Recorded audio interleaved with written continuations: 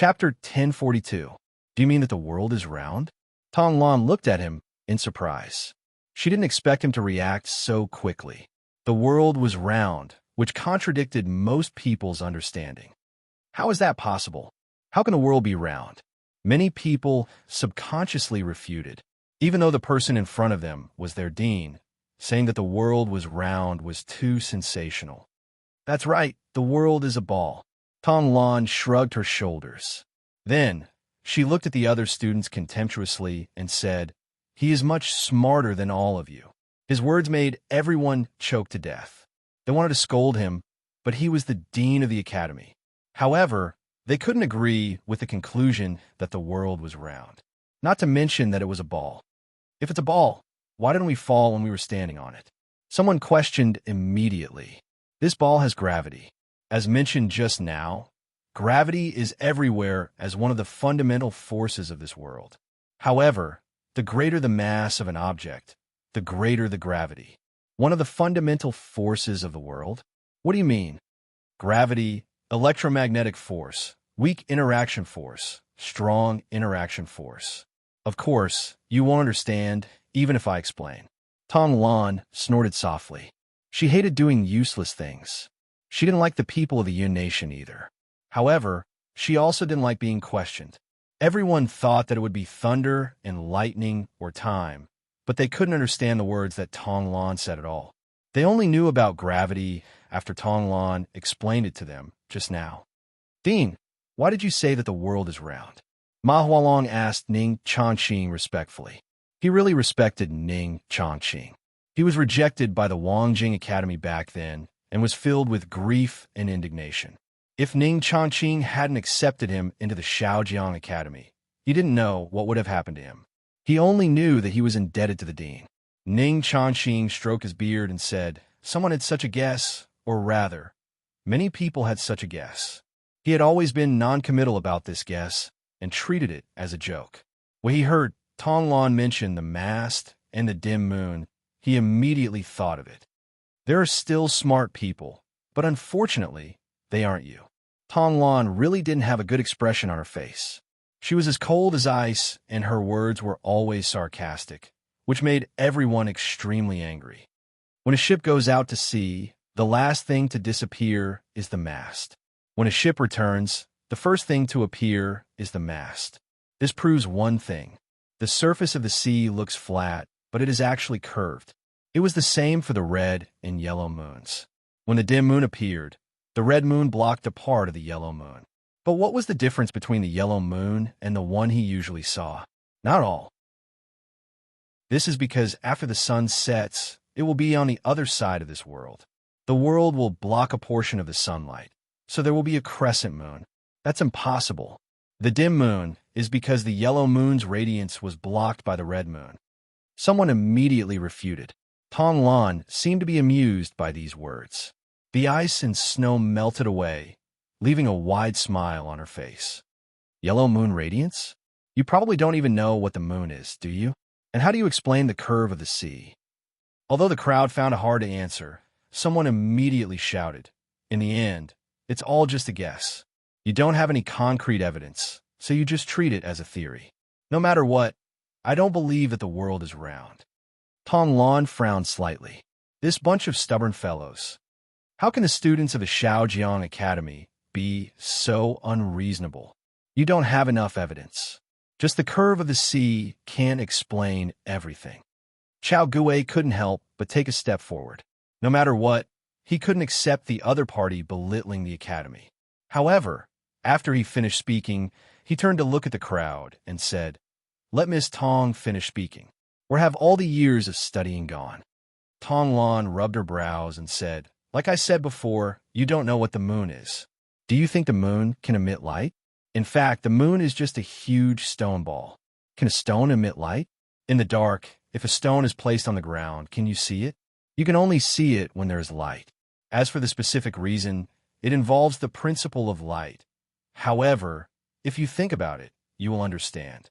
If the moon can emit light, then the sun is on the other side of the world. Part of the light is blocked by the world, while the other part shines on the red and yellow moons.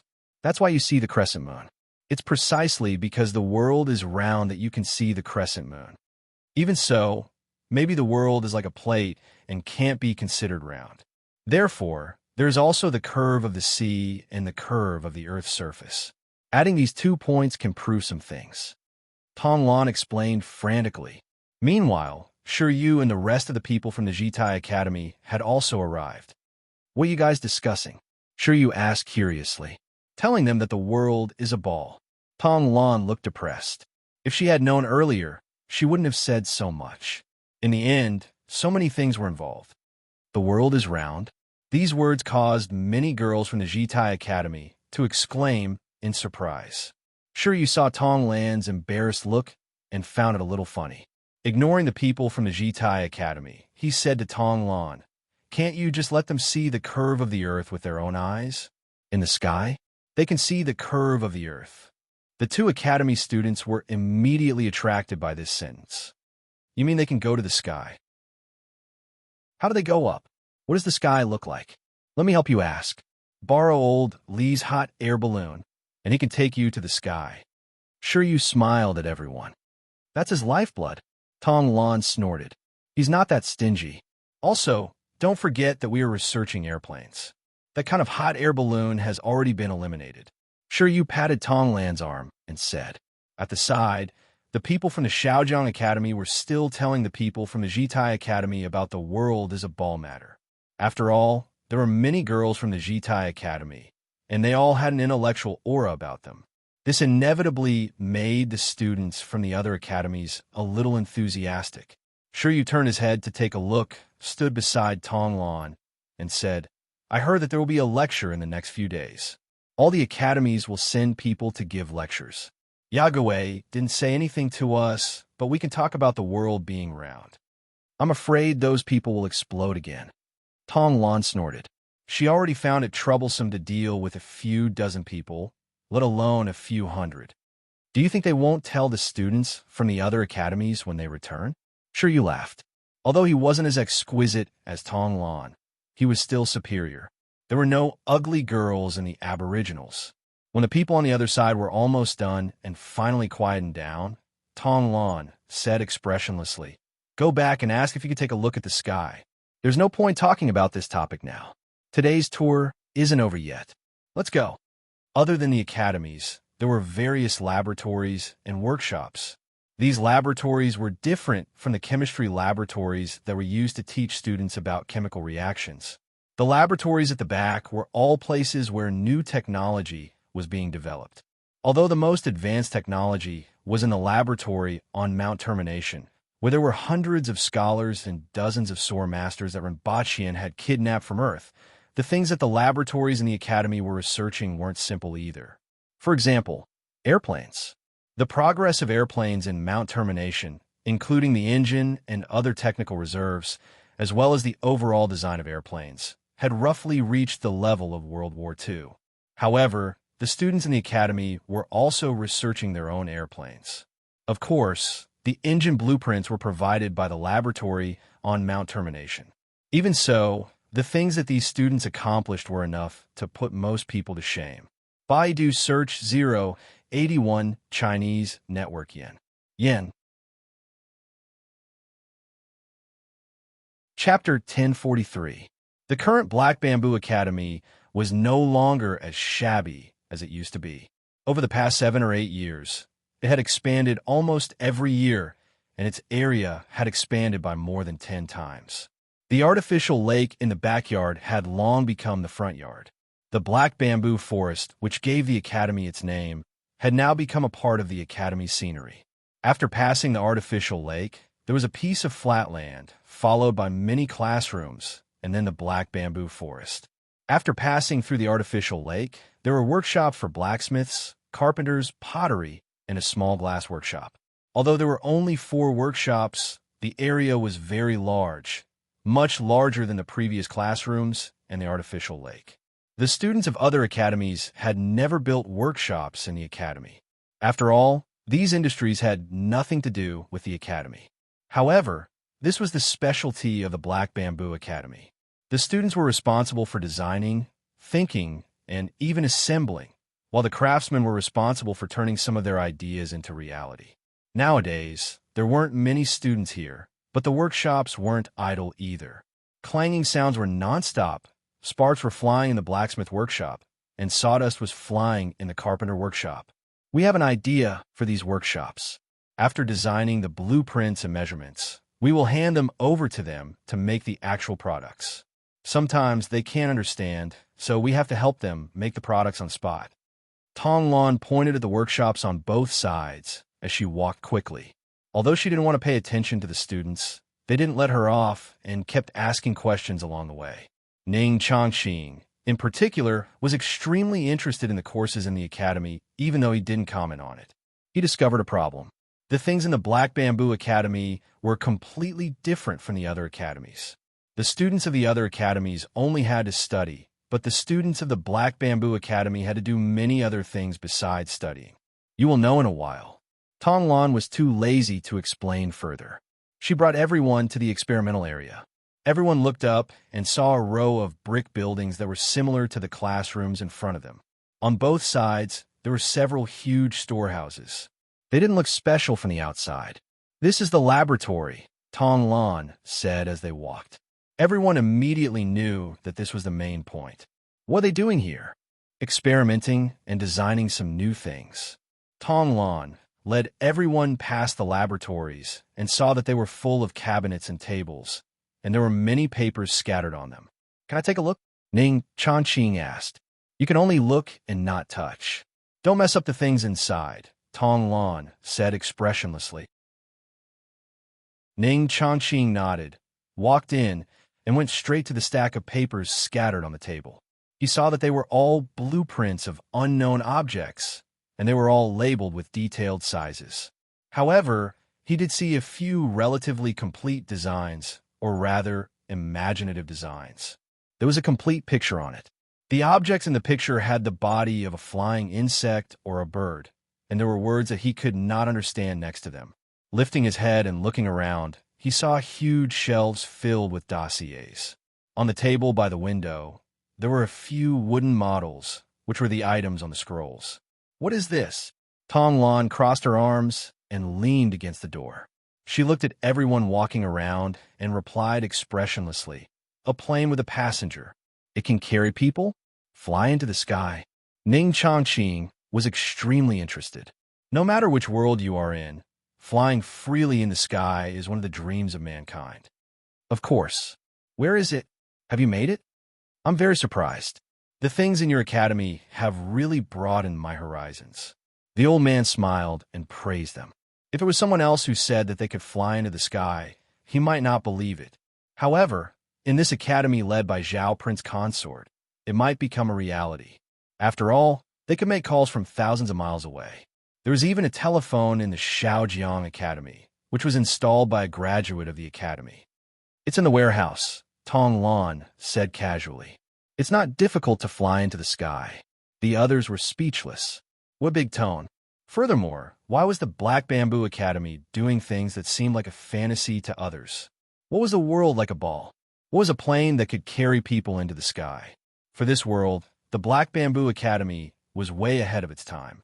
Therefore, when people learned about the Ancient Race Academy, they did not feel respect. Instead, they felt suspicious and strange. One step ahead was a great man with great foresight, while 2 steps ahead was a lunatic who raved. The Black Bamboo Academy, which was at the forefront of this world, was obviously that lunatic. When they passed by the 3rd classroom, Tong Lan saw a box with a wire attached to it.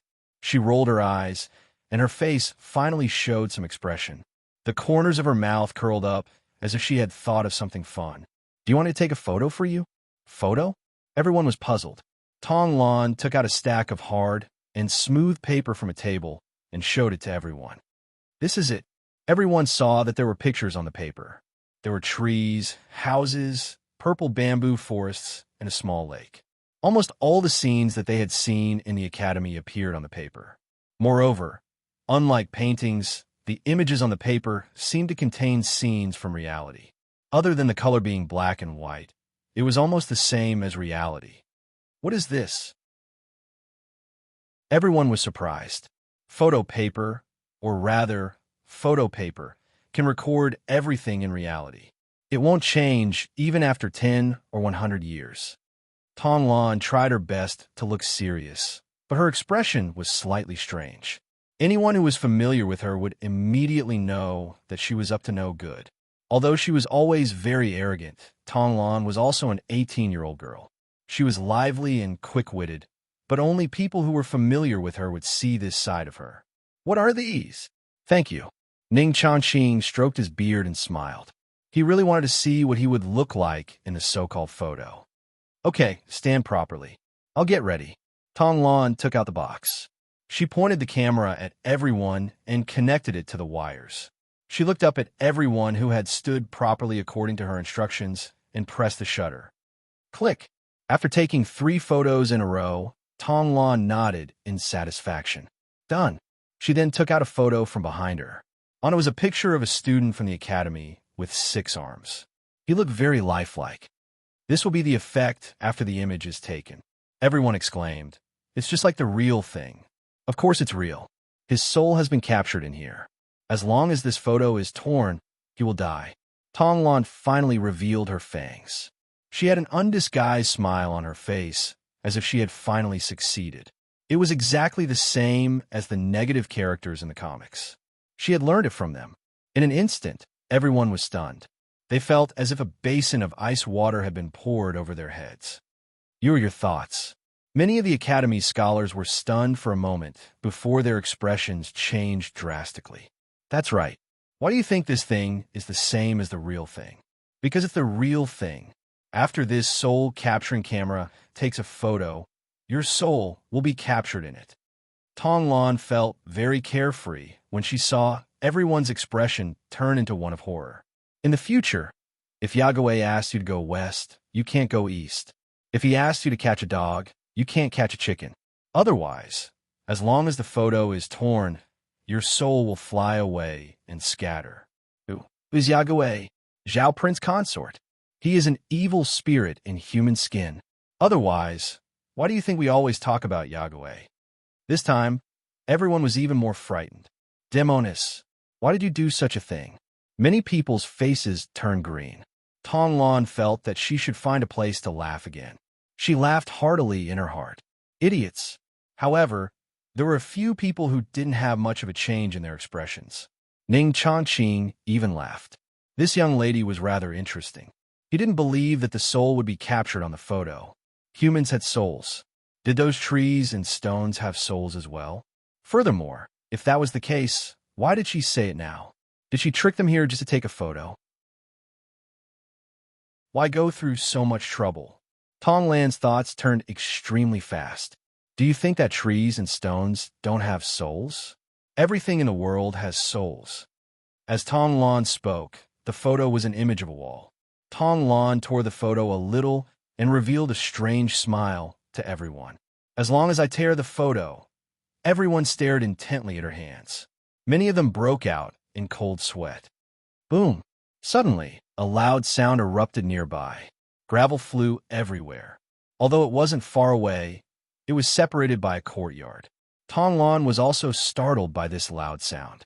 Her hands trembled, and she tore the photo. She immediately identified that it was most likely an explosion in the university's laboratory. However, she almost couldn't hold back her laughter. She was too cooperative. Everyone looked at the torn photo in her hands and then at the thick smoke not far away. Their faces turned completely green. Even the faces of Chao Gui and the others changed. First, set a small goal. For example, 1 second. Chapter 1044. Ning Chanqing looked at Tong Lan's carefree smile and couldn't help but laugh. Little friend, don't scare them. If there really was such a treasure, how could it be here? How could these photos be placed so casually? As long as the students were given some time, they would be able to understand. However, the shock of seeing such a realistic photo, coupled with the series of things they had seen before, made everyone subconsciously believe the other party's words. Although everyone was doubtful that this world was a ball, they were still very surprised by the things they saw. There are also those completely different words in the library. This made the Black Bamboo Academy somewhat unfathomable in the eyes of others. While Tong Lan was tearing the paper, some idiot happened to detonate the laboratory and gave everyone a huge shock. It could only be said that it was too coincidental. Tong Lan didn't want to go overboard. She was just venting her anger at being questioned by everyone. Now that she was done scaring them, she stopped smiling and snorted when the other party pointed out. I was just teasing you guys. I said you guys are stupid, but you still don't want to admit it. You're going too far. Everyone heaved a sigh of relief at first, but then they were infuriated by her words. Let's go and take a look at the things in the warehouse. I have completed my mission. Tong Lan put her hands behind her back again and felt a little bored. What was that just now? The old man asked with a smile. A camera, a small object that records images through optical imaging. Yagowei casually mentioned that they had made it out of boredom. It was too bulky and not easy to use. I heard that it could be made into a small one, but Yagowei said that there's no market for it now, and we don't have that much time to make it, so we left it there for now. That's right, this camera was made by a few students when they had nothing to do. After all, there were theories about optical imaging in physics books. Some students had taken the time to study it and had come up with a few. As for the market, although there was one, it was not big. The most important thing was that they didn't have enough manpower right now. Now, the students didn't even have time to rest just by studying and researching. Moreover, the camera involved many aspects. Just the reduction of the volume and the color film alone would take the students a long time. How could they waste their manpower on such a product? At present, Rinpochian's main focus was still on technological products that could bring about great changes in society. The most important thing now was not the camera, nor was it the airplane. In fact, it was another technology that was closely related to the camera. Sound movies. Through the combination of a sound film and a phonograph, Rinpochian could do something big. Universal education. That's right. Rinpochian's idea was to use video screens and phonographs to popularize education. As long as the instructional movie was recorded in advance, a group of people would be sent to play it in each city every night. Although it couldn't nurture any talents, it could allow some adults to learn how to read. Being literate meant being able to read newspapers and magazines, and there were other possibilities. This method of fishing with a net was also the most cost-effective method at present. The world is changing very quickly now. In 10 or 20 years, the world will be completely different from what it was thousands of years ago. If they could not keep up with this change, they would be eliminated and reduced to the bottom of society. However, ordinary aboriginals, the Jing tribe, and the people of the Yun Nation didn't have the conditions to learn. They had to hunt, work, and survive. We also don't have the spare energy to let ordinary people put down their livelihood to learn things that can't fill their stomachs and can only focus on the future. However, the imperial court should still give them a chance. As for whether they could grasp it or not, it was up to them. I think there will always be some people who can grasp it, and we have changed the fate of some people. Rinpochian once said this to the Empress. Rinpochian had already asked the laboratory at Mount Zhongshu to carry out this matter. After all, the people there knew what he wanted. The requirements for the equipment weren't high, and the laboratory standards could completely produce it. As for reducing the size of the video cameras and cameras, this wasn't something that needed to be done at the moment. Therefore, the research on cameras by some students at the academy had been put aside by Rinpochian. Currently, the academy was conducting research on the theory and some technical reserves of airplanes. The reason why airships weren't developed was that there were too many ferocious beasts in the sky. It would be better if they were airplanes since they were flexible and mobile. If a clumsy airship that was full of goods and people appeared in the sky, it would probably be destroyed by the ferocious beasts in less than half a day. This is an internal combustion engine from the first to the fourth generation. There are also different models, such as tractors and trucks. This is a steam engine that ranges from trains to mines. These are some things on airplanes that you don't need to know. This is Tong Lan opened the warehouses one by one and showed everyone around. From time to time, she had to stop and wait for those people. Although they weren't happy with Tong Lan's attitude, everyone was still very interested in the things in the warehouses. Did you guys make those things? Someone asked curiously. If this was the case, then the students of the Black Bamboo Academy were really impressive. However, they seemed to be more suitable as craftsmen. Steam engines and steam trains are, but tractors and trucks aren't. At most, we only made some assistance. Tonglon walked out of the last warehouse and twisted her body. All the joints in her body made a sound as if her body was exploding from top to bottom. This was a small movement of Tonglan's body, just like a normal person stretching. Little friend, I'm very interested in the physics that you talked about. Can you talk more about it? Ning Chongqing asked gently. Tonglon immediately felt that this old man was really annoying. At night, a few students from the academy were communicating together. When they talked about the demons and monsters they saw during the day, someone was immediately astonished. Why did I hear that they came to this world from another world? I was also very curious about whether there were really other worlds. However, when I saw those words later, I believed it. Weren't they captured from the other side of the mountain? I heard that there are many such strange, human-like beings after crossing the mountain to the west. Why did I hear that they were robots? Didn't they fall from the sky? Then they were captured to give lectures? The students from the academy looked at each other blankly. Where did those strange creatures come from? Go and ask the others. After asking around, everyone was even more at a loss. More than 20 academies had heard more than 20 stories of different origins. This bunch of fellows is full of lies. Someone scolded through gritted teeth. At this point, only fools would not realize that they had been cheated, who said that the aboriginals were all straightforward. The next time they saw them, they would break their legs. A bunch of liars. Then, another question arose. Where did those strange creatures come from? Just like on Earth, when one saw a person with 6 arms and 2 faces, one would be curious about where they came from. Then, one would use one's imagination. It was the same for these students from the Yun Nation. First, set a small goal, for example, 1 second.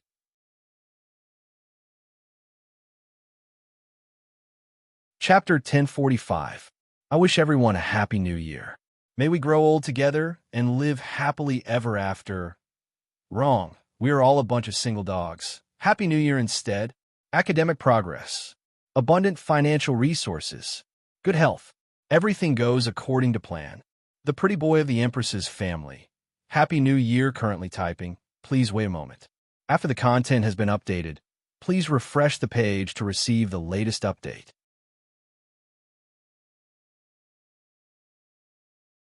Chapter 1046. In the valley, there was a waterfall flowing down. Not far away, there were 3 thatched cottages, and one of them was occupied by a man and a woman. The man had thick eyebrows and big eyes.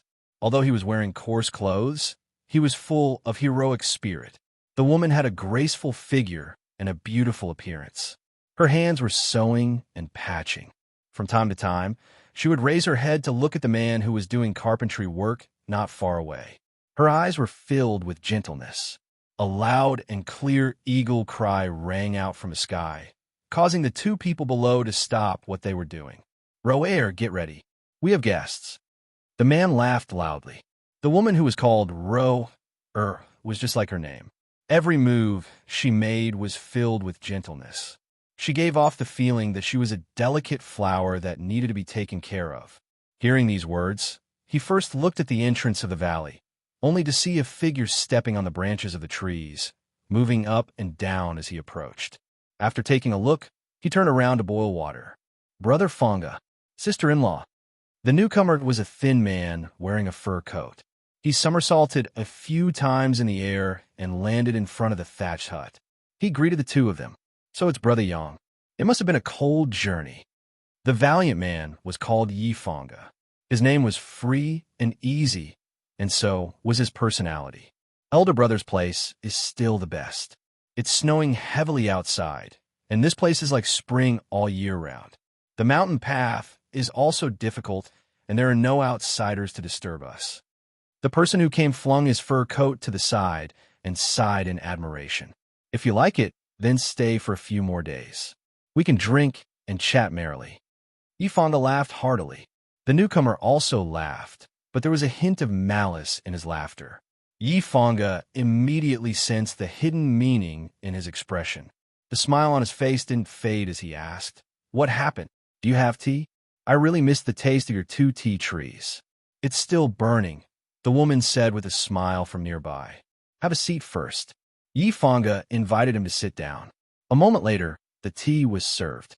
The newcomer calmly drank a cup of tea and was about to speak when the woman beat him to it and said, "It was not easy for the two of us to leave that Jianghu. You know how we feel. We don't want to go back." This sentence set the tone. If anyone came to see his elder brother, he would welcome them. "You're also welcome to stay for a few days." However, if there was something that would implicate the two of them, then there was no need to say anything. The newcomer smiled bitterly. "I'm here to warn you." Their expressions immediately turned serious. In the past few years, there have been endless disturbances outside, and it's getting more and more intense. Now, it seemed that the experts on the list were unavoidable. Even though my brother and sister-in-law have retired from Jianghu, they are still on the list. "Someone is looking for the two of you," the person said slowly. "What happened?" "A few years ago, an organization appeared in Jianghu. It's called Going Home," the man said. "Over the years, we've been gathering experts from all over the place, either through threats or promises. We've managed to recruit most of the top experts. Who could do such a thing?" Yi Fangge's expression changed slightly. It should be known that none of the experts on the ranking list were easy to get along with. Yet someone had managed to recruit most of the experts? It was terrifying. "As far as I know, Li Yuanzhu, Ma Hongyu, Su Gongso, Lin Dong, and the others are among them." Yi Fangge could no longer maintain his composure and revealed a shocked expression. One had to know that these people were the top experts in the world, yet they were all in the same organization. When did this happen? What are they trying to do? "About 6 years ago, not long after my brother retired. Li Yuanzhu chased after Su Xianxian. Su Xianxian died, and Luo Hua sect was exterminated. The Tianmin sect, which had been entangled with Blood River Demon for decades, was also destroyed. Other than Blood River Demon, Zhao Zhao Zhao and Murong Qing were also involved. Now, 60 to 70% of the world's experts have joined that organization." As the person spoke, Yi Fangge and Shan Ro's expressions became more and more surprised. They have been investigating the whereabouts of those unknown experts, including my brother and sister-in-law. When I heard this news, I hurried over to inform you. Even though not many people know where my brother is living in seclusion, it's not impossible to find him. It's better to plan ahead. The person thought for a while and simply said, "It's best to go to a place that even I don't know about." Hearing this, Shan Ro's expression relaxed slightly. Yi Fangge's face also showed gratitude. "Brother Yang, did they not find you?" Shan Ro asked. "Of course they found them. Fortunately, a few good friends were there and helped me to force them to retreat." The sect master of Huabing Sword Tower, Jiang Zixi, also contacted some experts. Now that I've attracted a lot of their attention, I found an opportunity to remind the two of you. After leaving this place, I want to go to Huabing Sword Tower. Jiang Zixi was the sect master of Huabing Sword Tower. His nickname was Double Ringed, also known as Double Ringed Sword. He was an expert second only to Li Yuanzhu and Qi Zixiao. Therefore, with a single call, he gathered a large group of experts at Huabing Sword Tower. What do they want to do? There is a rumor in Jianghu that the human race was not originally here, but was stranded here after a war with the foreign tribes. Their goal, like their name, is to return home. Yi Fangge and Shan Ro immediately understood. Regardless of whether this was true or not, even if it was true, not everyone would be willing to be involved in this matter. They vainly tried to recruit the world's experts and were either friends or enemies. Using threats and promises, they naturally incurred public anger. How many of the world's famous experts were willing to follow the lead of others? As a result, the experts who were unwilling to join the group responded to Jiang Zixi's call, forming another major force. Shan Ro thought for a moment. She knew that this person did not simply tell the two of them to hide. He probably came with the intention of persuading the two of them to leave the mountain. However, she had made her stance clear from the beginning. As long as she did not relent, the other party would not mention this matter again. Thinking of this, Shan Rose smiled at the person who came. "Thank you, Brother Yang, for informing us of this matter. The two of us will have to discuss this. If it doesn't work out, we will find an island outside the East Sea to live in seclusion. It's no different from this place." "That's also good." The person who came let out a long sigh. Although Jiang Zixi's strength was far from that of return home, he wanted to persuade every expert as much as possible. However, Yi Fangge and his wife had done him a great favor. He could not open his mouth. Before he came, he had thought it through. If the other party did not want to return to Jianghu, then he wished that they could live in seclusion and not be found by others. At this moment, 3 eagle cries came from the sky.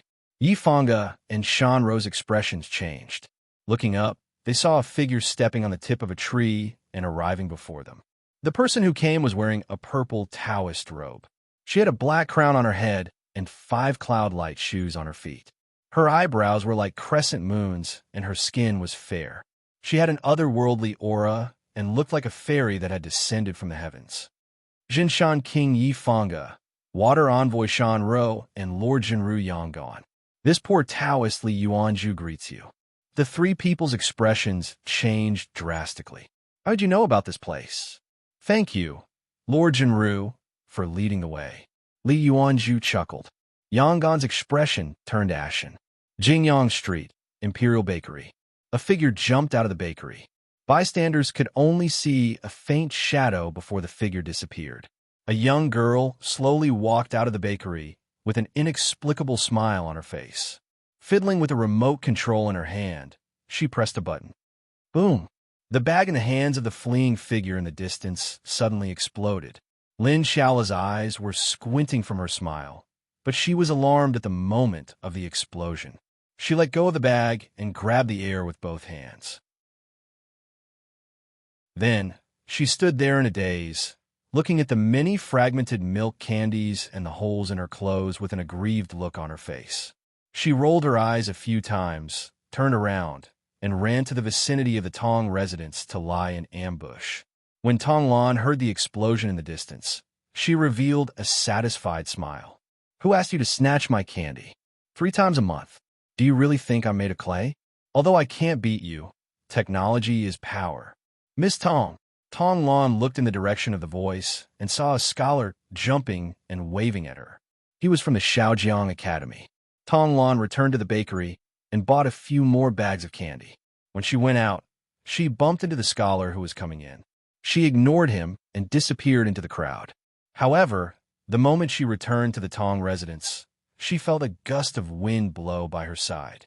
The bag of candy that was tied to her waist suddenly disappeared. "Ah, Lin Xiaola, I'm not done with you." Tong Lan went crazy instantly. "Next time, I must bring a bag of candy stuffed with sh*T with me." "Who asked you to snatch my candy? Who asked you to snatch my candy? Who asked you to snatch my candy?" Set a small goal first, such as 1 second. Remember, bookseller's residence.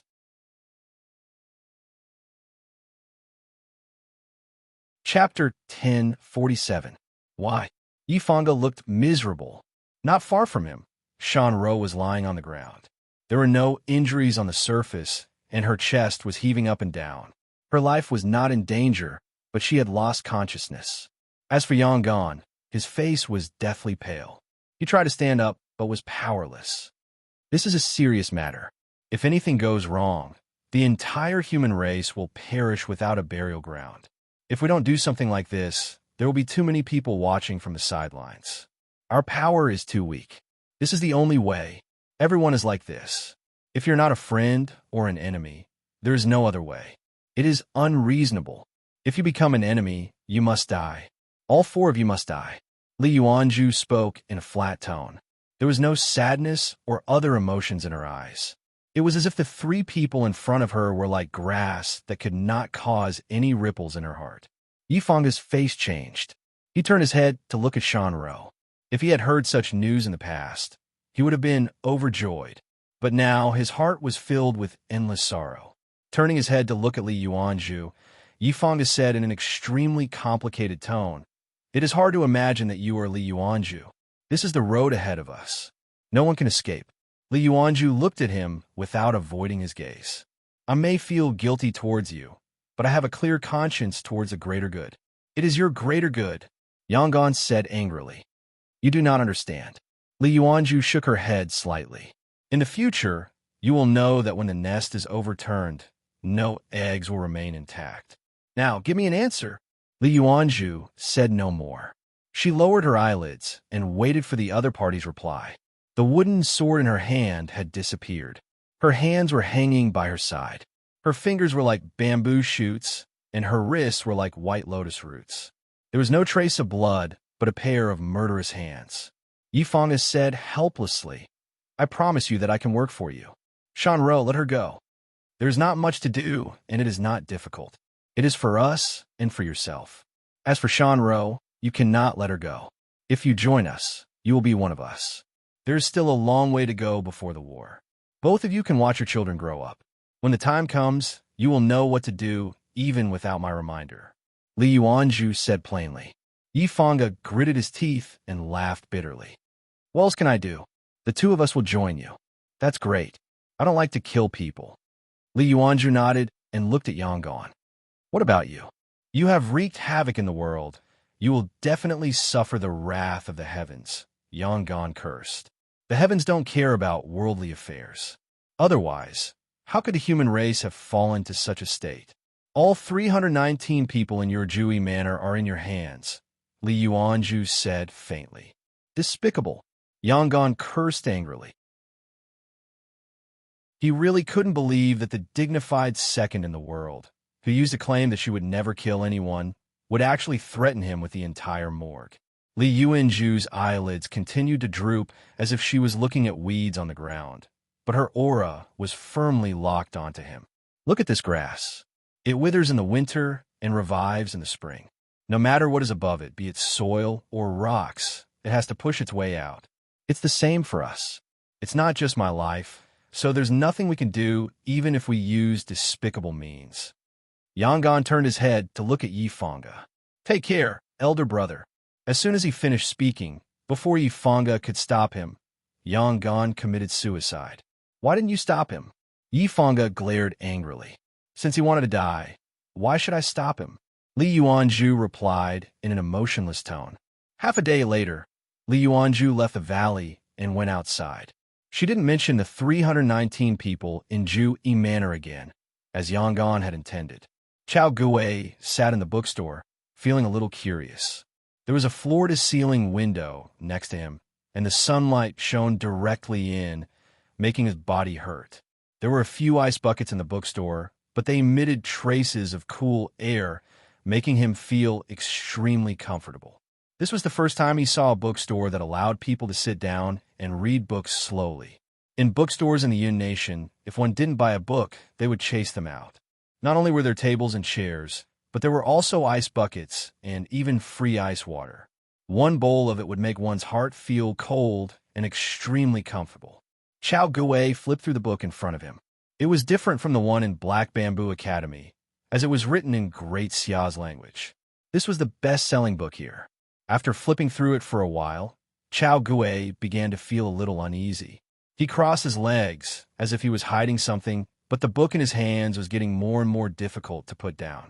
If he flipped the book over, he would see the title Golden Vase Plum, a godly book.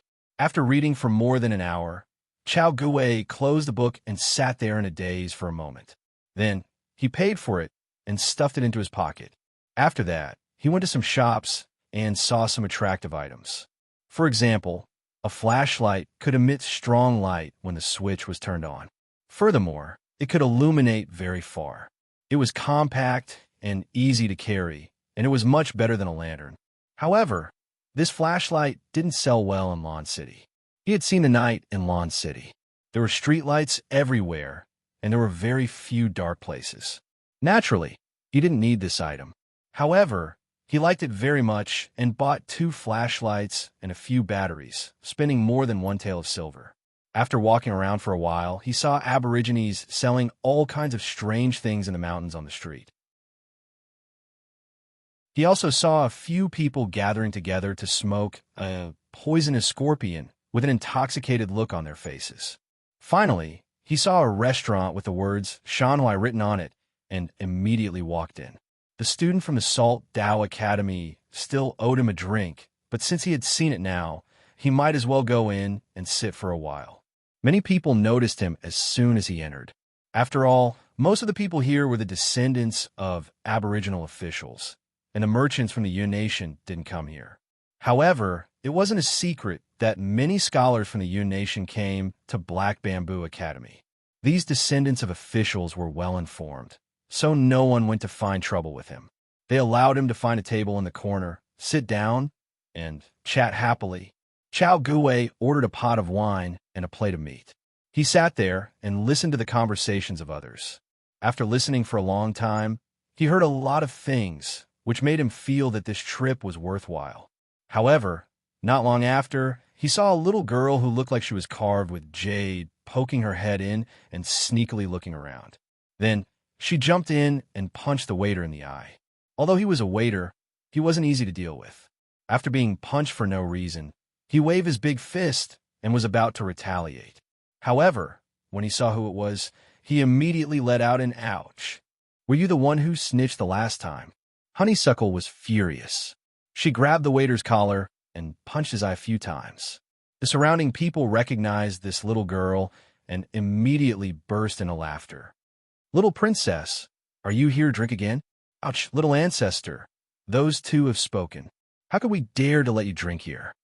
The waiter hurriedly begged for mercy. It wasn't that he was afraid of pain, nor was there any other reason. He just liked this little princess. "I don't care. You're a traitor. You caused me to be captured last time." Honeysuckle didn't care about that. After punching their eye sockets until they looked like pandas, she jumped onto an empty table and asked, "Is anyone treating me to a drink? Since the little princess has spoken, how would we dare to not do so? Serve the little princess some wine. It's on us." Someone immediately laughed. Honeysuckle was overjoyed when she heard that. She looked around the shop and landed in front of Chao Guwei in a flash. "I've never seen you before. You look strange." Honeysuckle was puzzled. The person in front of him was completely different from the burly men he had seen in the past. Chao Guwei heard what everyone said just now and roughly guessed the identity of the person in front of him. However, he was a little puzzled. It was said that the current princess was only 3 years old. Why did she look like she was 8 or 9 years old? Although he was puzzled, he smiled and said, "Although we've never met before, I know your identity." "How do you know?" Honeysuckle was even more puzzled. However, the others looked over coldly. This was the current princess. If this scholar from the Yun Nation didn't know what was good for him, then he would be thrown into the smelly ditch to accompany the maggots. "Do you want to make a bet?" Chao Guwei ignored the others and smiled. Everyone's expression turned even colder. Was this guy trying to deceive the princess? "I won't do it. They all know who I am." Honeysuckle wasn't old, but she wasn't as gullible as others thought. She felt that someone must have told him who she was. Honeysuckle rolled her eyes and said, "Why don't we make a bet on who can drink first?" Chao Guwei was stunned. Then, he smiled and said, "I'll do as you say." Even if he guessed wrong, this person was only 8 or 9 years old. If he guessed correctly, he was only 3 years old. Judging from everyone's reaction just now, it should be fine to drink with her. At the very least, he wouldn't be captured and beheaded. Everyone was stunned for a moment. Then, their gazes became strange. "What if you lose?" Honeysuckle suddenly asked. Chao Guwei looked at her with a smile. He really didn't think that he would lose to her. Even a burly aboriginal might not be able to defeat him, let alone a little girl like her. "What do you think?"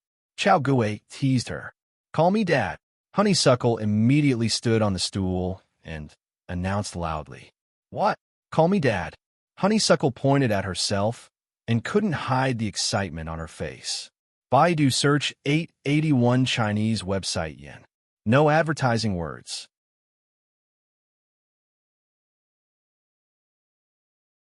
Chapter 1048. Let me tell you something. Rin Baqian poked the Empress's waist with his finger, but there was no response. He used all his strength to poke the Empress's waist twice. If it were concrete, he would have poked 2 holes in it. Finally, he managed to divert the Empress's attention. Itchy. The Empress slapped his hand away. Don't touch me. We're an old couple now. Rinpoche pulled the Empress into his arms and kissed her on the cheek. Not far away, Qing Yuan and Hong Wan covered their mouths and giggled. They found it very interesting to look at these two every day. What do you want to say? The Empress asked helplessly. Well, you should be mentally prepared first. Rinpoche's expression was very strange and complicated. You talk too much. What's the matter? You have leveled up and become a grandmother, Rinpoche said in a very sorrowful tone, as if the child had finally grown up. The Empress was a loss. What are you talking about? You have a grandson. Rinpoche changed the way he phrased it. Oh. The Empress nodded her head gently. After 10 seconds, she finally reacted and raised her voice. What did you say? What happened? Hua is a father. Rinpoche finally stopped teasing the Empress. When he recalled what he had just heard, he didn't know whether to laugh or cry. She forced people to call her father and even beat them up. In an instant, the Empress's expression became extremely wonderful. It was as if a flower had bloomed. Rinpoche then recounted what happened in Shanhui House. When he sent someone to capture Hua, he also brought back what happened inside. After listening to him, the Water Empress was silent for a while, and then she said, "Kill him." Rinpoche waved his hand and said, "There's no need. The other party didn't do it on purpose. I had my suspicions before, but I sent someone to inquire about the situation in detail. I also sent someone to inquire about this person's past. It should be a coincidence." He didn't think much of it at first. He was just teasing her. She was the one who suggested the bet. He didn't expect that she could keep drinking. I heard that he was about to cry. Hua even punched him a few times and forced him to call him daddy. The Empress's expression softened a little. She squinted at Rinpoche and asked, "Is this what you taught him? What does it have to do with me?" Rinpoche spread his hands. "Otherwise, why don't you call me Mom or Grandma?" The Empress sneered. This was indeed a question worth pondering. Where's Hua? She is being punished to copy the Analects of Confucius. Chao Gui woke up from his coma and felt as if his throat was on fire. He staggered to the ground and gulped down the bowl of water on the table. Only then did he feel better. "Brother Chao, awake? What happened last night? If someone hadn't picked you up outside, you'd probably be sleeping outside for the whole night. Also, who hit your eyes?" A scholar pushed open the door and came in. Seeing that he was awake, he immediately asked. Recalling what happened last night, Chao Gui immediately covered his face. He confirmed that the other party was indeed the current princess, a 3-year-old girl. He was actually forced to call her father. Although he was willing to admit defeat, Chao Gui didn't think he was a sore loser. However, when the little princess saw his hesitation, she immediately gave him 2 punches. In the end, it was as if he was beaten to the point of calling her father, and she was just a 3-year-old girl. At the thought of this, Chao Gui felt like killing himself. "Don't ask about this," Chao Gui said gloomily. The other party didn't say much after seeing him like this. "We are setting off in a while. There will be a lecture in a while. We will do it tomorrow. Is it all right for you to speak?" Chao Gui rubbed the dark circles under his eyes and let out a wry smile. "Do I look like I'm okay? Let Hualong or Yuan Pei speak." "This is a great opportunity," the scholar said with a smile. It was a great opportunity to show his face in front of the various academies and the high-ranking officials of Dayo. "Forget it." Chao Gui waved his hand. He wished he could cover his face when he went out. Law is the compilation of maps and records, which are set up in the government and distributed to the people. Don't rely on others for your good, and don't use them for wrong. Don't rely on others for your good, and don't use them for wrong within the borders. Don't use people for wrong, and one country can make all. For the sake of governance, use the masses and abandon the few. Therefore, don't focus on virtue but on law. Rinpoche listened to the scholar who was standing on the stage in front of him speak with fervor and assurance. This seems to be the doctrine of legalism. It wasn't strange for this world to develop doctrines similar to legalism. Not to mention the inexplicable connection between this world and Earth. The essence of every world and every period was similar. It wasn't strange for ideas similar to the 100 schools of thought to appear. On the stage were students from Jiangling Academy. This academy was famous for advocating law. In the future, the new laws would be revised, and the student from this academy would be of some use. Rinpoche valued this academy quite a lot.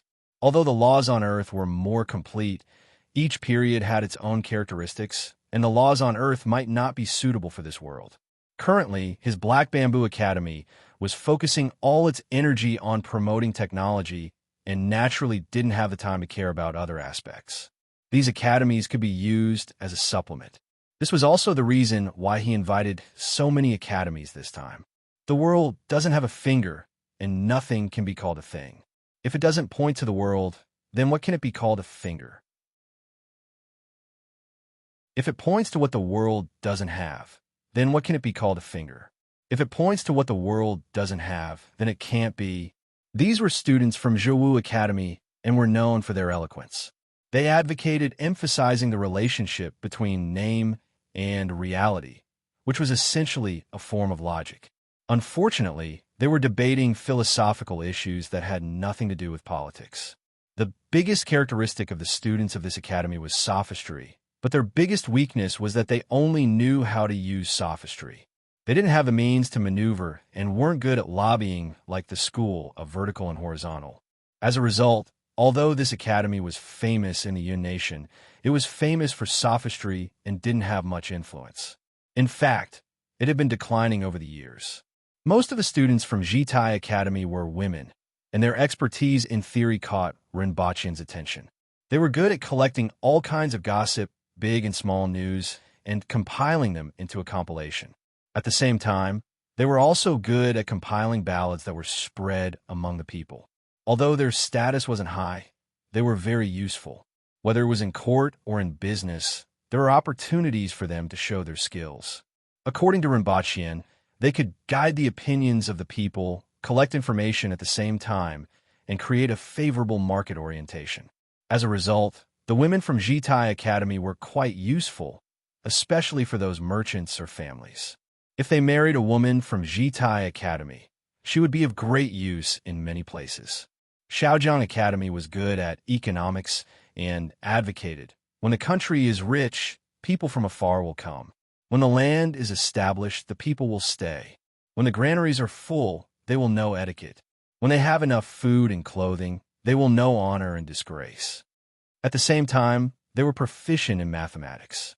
The scholars from Shaojiang Academy could master a certain area and volume calculation method, a certain proportion theory, and mathematical tools, such as the Pythagorean theorem. On the other hand, Baikwan Academy was good at medicine, divination, astrology, and physiognomy. Not to mention the latter three, they had produced many famous doctors. At the same time, the students of Baikwan Academy were also quite good at mathematics. Fenghu Academy, which was one of the 5 major academies along with General Academy, Shaojiang Academy, and Baikwan Academy, knew a little of everything but was proficient in nothing. They were good at everything. As for Wangjing Academy, Rinpoche was about to doze off after listening for a while. If there was a Confucian school in this world, then the students of Wangjing Academy were undoubtedly the rotten scholars. 3 days of lectures passed in a flash, and the last one was Black Bamboo Academy. After all, they had the honor of being the host. The previous visits had broadened the horizons of the other academies, so they were the finale. The one on stage was Shiryu, and the content of his lecture caused a huge uproar. The content of Shiryu's lecture was the theory of the flat earth. Faced with the shock of the crowd, Shiryu was already prepared and immediately threw out a few methods to prove it. The first was the arc of the sea. Using the mast of a ship as a reference was the simplest and most clear method. The second was the full moon, the waning moon, and the dim moon. The third was the shadow. 2 rods were separated by a certain distance to produce a shadow. If the world was flat, no matter how far apart the 2 rods were, the shadow would be the same. On the other hand, it proved that the ground was curved. Finally, Shiryu directly used his ultimate move to raise a hot air balloon. Since words don't make sense, then go up to the sky and see for yourself. Shiryu shrugged and spread out his hands. Up to the sky. That's right, up to the sky. You will understand when you are in the sky. There was another uproar below. At this point, most of the academies knew that Dayo actually had a tool that allowed people to fly.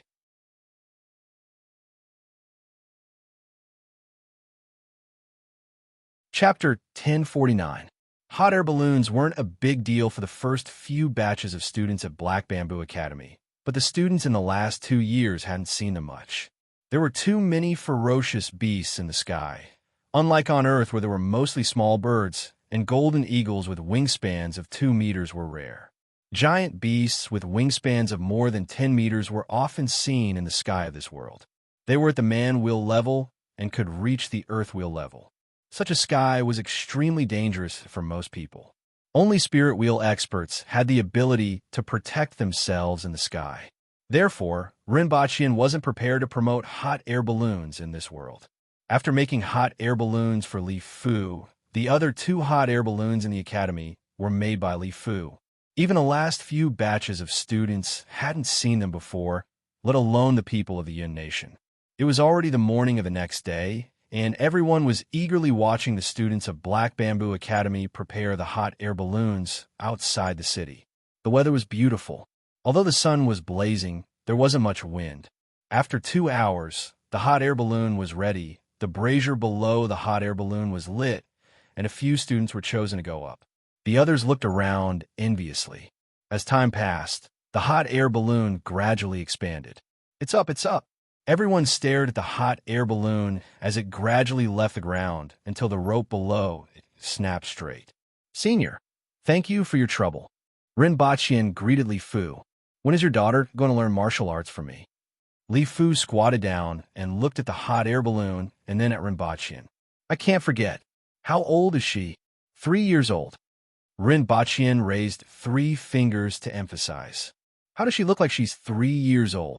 Li Fu smacked his lips. That's still 3 years old. Rinpoche reiterated. Li Fu sighed faintly. In any case, he was the most powerful expert in the world. In order to teach that little girl, he didn't even have the title of master and disciple. He even had to beg him to teach her. I'll have to trouble you to take care of those students. If anything happens, bring Shiryu back alive. Rinpoche reiterated his request. Buffed, your students are lives, but others aren't? Li Fu spat and didn't care about his image at all. All right, I'm going up. Li Fu couldn't be bothered to listen to what Rinpoche had to say and strolled to the bottom of the hot air balloon. Before the others could see clearly, they saw that there was an extra person in the basket below the hot air balloon. Isn't this the gatekeeper of the Black Bamboo Academy? He's actually an expert. Many students only knew that this person was very powerful, but they did not know exactly how powerful he was. On the contrary, those Earth Wheel experts were aghast. They couldn't even see the other party's movements clearly. How strong was he exactly? The people below loosened the rope, and the hot air balloon slowly rose into the sky. The few people standing on the hot air balloon could not hide their excitement. In fact, apart from Shiryu and Li Fu, only 4 students could fly into the sky. However, the hearts of the people below were surging with excitement, and their eyes were shining. It wasn't until the hot air balloon had become a small that in everyone's eyes that many people's necks were sore and swollen that they retracted their gazes. Trucks, tractors, and trains were the 3 most powerful forms of transportation on land. Now, there was a tool that could carry people into the sky. Many people looked at him. This Zhao Prince Consort was truly a celestial being. At this rate, they did not know what Dayo would look like in 10 or 20 years. After more than an hour, the hot air balloon slowly descended from the sky again. It actually rose and fell from the same place without deviating from its position at all. Many students who had never been to the sky didn't know what the problem was and thought that it was just like that. Only Rinpoche and a few other students knew that this was because of Li Fu. This ingenious use of power was worthy of being called a top expert in the world.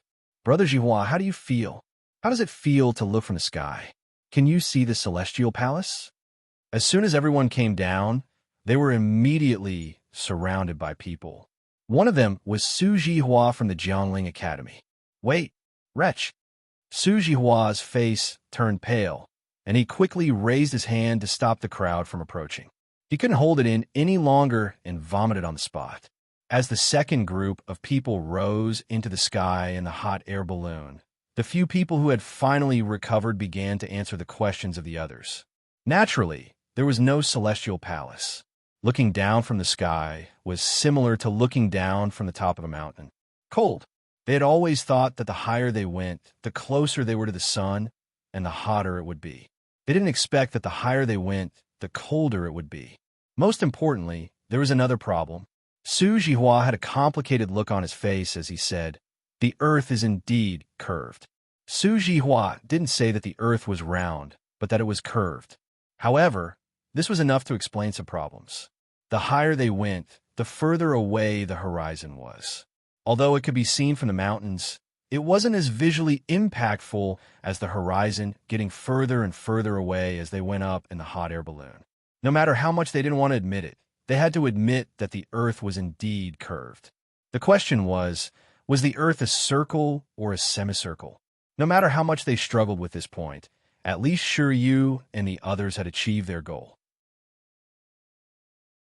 As for whether it was a circle or a semicircle, in this world where it was difficult to circumnavigate the world, it was impossible to get everyone's approval in a short period of time. On the contrary, Rinpoche had some ideas. It was about time to start exploring the situation overseas. He didn't know what the turbulent zone was like. What other dangers were there in the sea? What kind of scenery would he see after crossing the sea? Although Rinpoche wanted to find out, he knew that things had to be done step by step.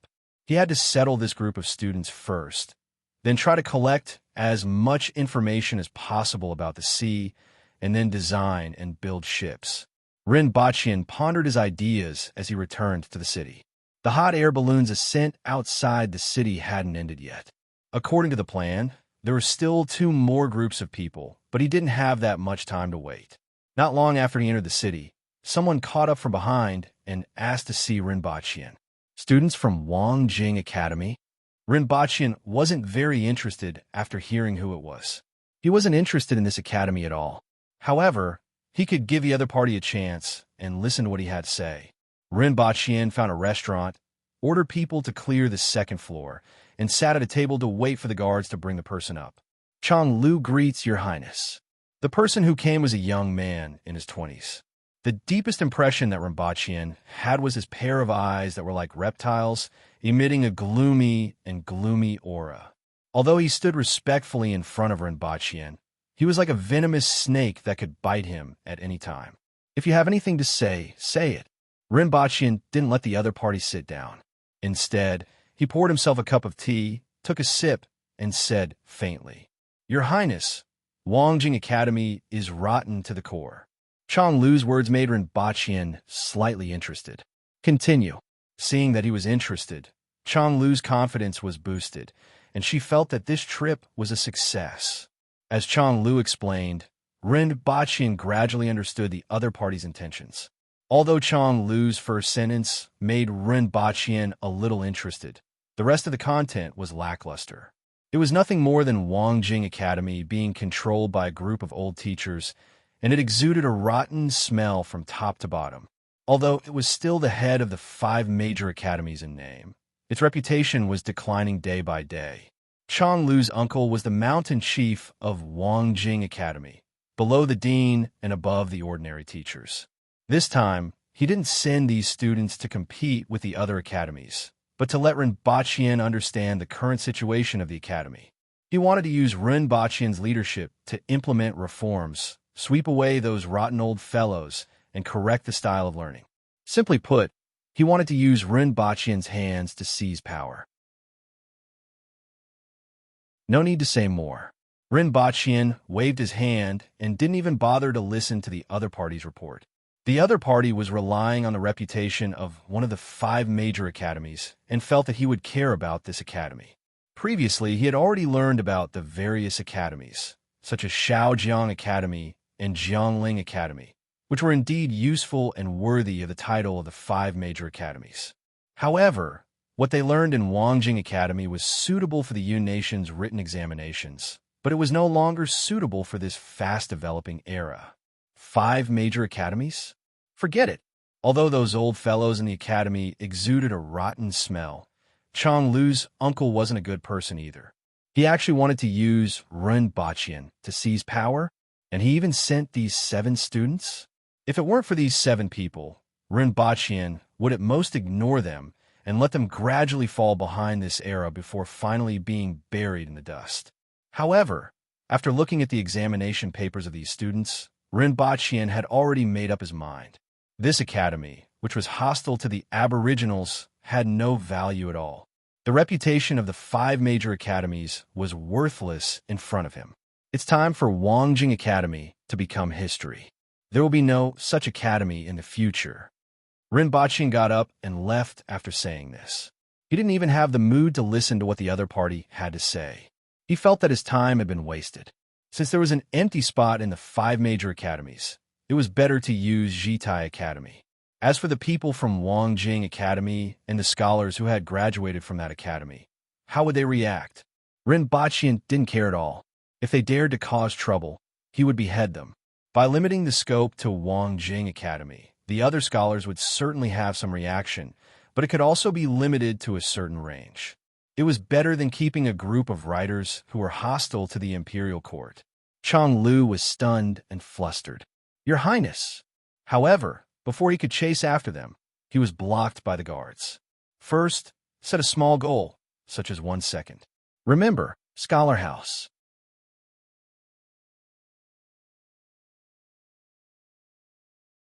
Chapter 1050. I'll update it tomorrow night. The pretty boy of the Empress's family. Apologies, I have something to attend to and will be taking 2 days off. Currently typing, please wait a moment. After the content has been updated, please refresh the page to receive the latest update.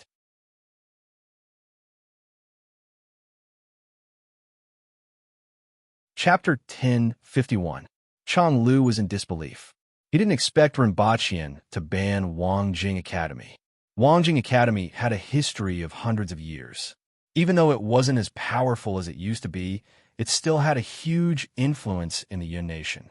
Furthermore, it affected the literati. Since ancient times, literati had been the group that the imperial court cared about the most. Literati could enter the imperial court and enlighten the common people. They also had the prestige and ability to influence the people. Wangjing Academy naturally played an important role in this regard. Because of this and the huge influence and value of Wangjing Academy, Chang Lu had always believed that as long as he explained his intentions, he would definitely receive support. At that time, the Chang family would be able to take charge of this influential academy with hundreds of years of history. As one of the 5 great academies, publicly supporting the Dayo imperial court was presumably what the other party needed. However, he didn't expect that the other party would only say, "It's time to wipe out history," and not say anything else. If Wangjing Academy was banned, wouldn't the other party know how much turmoil it would cause and how many literati would denounce it? However, this was only the opinion of him and the Chang family. If it were in the previous dynasties, this would indeed be the case. However, in Ren Baqian's opinion, it was a different matter.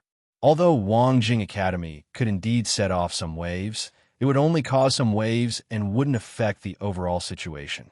Although literati were influential, there was another group of people with equally great influence in the Yun Nation, the merchants, or rather, the chambers of commerce. These people were the ones who could truly influence the food, clothing, housing, and transportation of the common people, and thus affect everything in the Yun Nation. The Yun Nation was different from Dayo. Dayo didn't have merchants, and the people bartered because Dayo was already backward. As long as the imperial court could guarantee the supply of salt and iron to the people, it would be fine. The Yun Nation was a prosperous commercial society. For farmers, they had to rely on merchants to buy and sell food, clothes, and groceries. As for the commoners in the city, they were hired by the Chamber of Commerce to work for them. Many people have been working for the same Chamber of Commerce for generations. Everyone could live without contact with words, poems, and essays, but it was impossible not to come into contact with merchants, a group that extended their reach in all aspects. His influence on the merchants was naturally needless to say. Knives, policies, and transportation. It could be said that he could kill any merchant or chamber of commerce if he wanted them to. With his knowledge from the modern world and his identity, it was a piece of cake for him to kill a merchant or chamber of commerce. In modern society, it was easy for a highly centralized government to target an enterprise, let alone in this feudal society. In such a situation, he did not even need a knife. He only needed to give a signal, and through the Chamber of Commerce and his family, he could control the life and death of those literati who jumped out. For example, they couldn't even buy a grain of rice or a grain of salt. Of course, he wouldn't do that. He would be criticized by others. At the end of the day, Wangjing Academy was only one of the 5 great academies. So what if it was banned? Although there would be some disturbance, it wouldn't affect the overall situation. As for what the other party was thinking, they were thinking too much. The next morning, many academies found that one of the courtyards was empty. The people from Wangjing Academy were gone. Many people were shocked. Their first reaction was to wonder if they had offended someone and the people from Wangjing College were killed. In Dayo, this was perfectly normal. In an instant, everyone quivered. Fortunately, someone quickly informed them that the people from Wangjing Academy had been sent back. As for the reason, no one said. Everyone was bewildered and didn't know what had happened. They could only suppress their emotions for now. The first thing to do was to respond to Zhao, Prince Consort's summons. Now that the test papers had been answered, the Black Bamboo Academy had been visited, and the lecture was over, it was time to get down to business. Although the process wasn't quite the same as what they had imagined, everyone imagined that this trip would be to showcase the students of each academy, surpass the other academies, and gain the greatest honor to enter the eyes of the imperial court. However, they weren't given much of a chance to showcase themselves. Even though it was a 3-day lecture, only Zhao Prince Consort attended. On the contrary, they were the ones who gave the unknown Black Bamboo Academy a fright. Until now, everyone was still guessing what was going on with the demons and monsters in Black Bamboo Academy. However, after receiving the summons, everyone knew that the final moment was coming. However, to their surprise, what awaited them wasn't a summons. Instead, they were transported out of the city by trucks. Cousin Chung, do you think they're going to kill all of us? Someone whispered. I don't think so. The person who was questioned immediately turned pale. Everyone else also tensed up. If it was someone else, they definitely wouldn't do that. However, if it was the Aboriginal barbarians, it would be hard to say. Don't worry. I asked them earlier, and from what I heard, they're going to the new city. A student who was resting opened his eyes and said, New city. Everyone was puzzled. The construction of the new city wasn't a secret in Lon City, and many of the merchants from the Yun Nation had heard about it. However, these scholars had never heard of it before. Why are they going there? What followed was a deep sense of doubt. You will know when you get there. That student closed his eyes and rested again. At this moment, Rinpochian was sitting in a car with a gratified look on his face. He didn't expect to sit in a car in this world so soon. This was a handmade product of the laboratory. There were a total of 5 cars, 2 of which were kept in the laboratory as reference, and the other 3 were sent to the palace. Sitting in this car was at least much more comfortable than sitting in the Crow General. Tonglan, Zhuhua, and 2 flowers were squeezed in the back seat. Yagawei, why are you bringing them to the new city? Tonglan took out a few candies and threw them to 2 flowers and Zhuhua with a playful look on her face. She didn't have a good impression of the people from the Yun Nation. Have you been to the new city? Rinpochian asked. I went there a few years ago. Tonglan complained. I would like to see it if you gave me less homework. Huh? Rinpochian chuckled. It's impossible to give you less homework. You're lucky that you don't have more homework. If you didn't have that homework, how could you guys who only have muscles for brains get to where you are today? You will know how spectacular and shocking the new city is when you go there, Rinpochian said casually. And then, Although these students from the U Nation don't have much ability in science and technology, they're still capable as grassroots and even middle-level officials. If there aren't enough Aboriginal officials, they will have to make up for it. What does this have to do with letting them go to the new city? It's to let them see a whole new world so that they don't put in the effort or have other schemes, Ren Bachien said concisely. In fact, this was only part of the reason. This was a unique city, and he needed to spread the news of this city to the entire U Nation through the mouths of these people. These students from the U Nation were only the first batch. Next, there would be chambers of commerce and various families from the U Nation. Not only did he want to use this city to change people's impression of Dayo, but he also needed people to enrich this new city. It couldn't be that this city would be empty when the capital was moved, right? As for Lon City, it would be the transportation hub of Dayo in the future. Not only could it not be emptied, but it would also need to be filled in the future. I'm sorry, my readers. Something unexpected happened, and the original 2-day trip became 5 days. This is the update, and there will be more updates starting today. Baidu search 081 Chinese network yen. No advertising messages.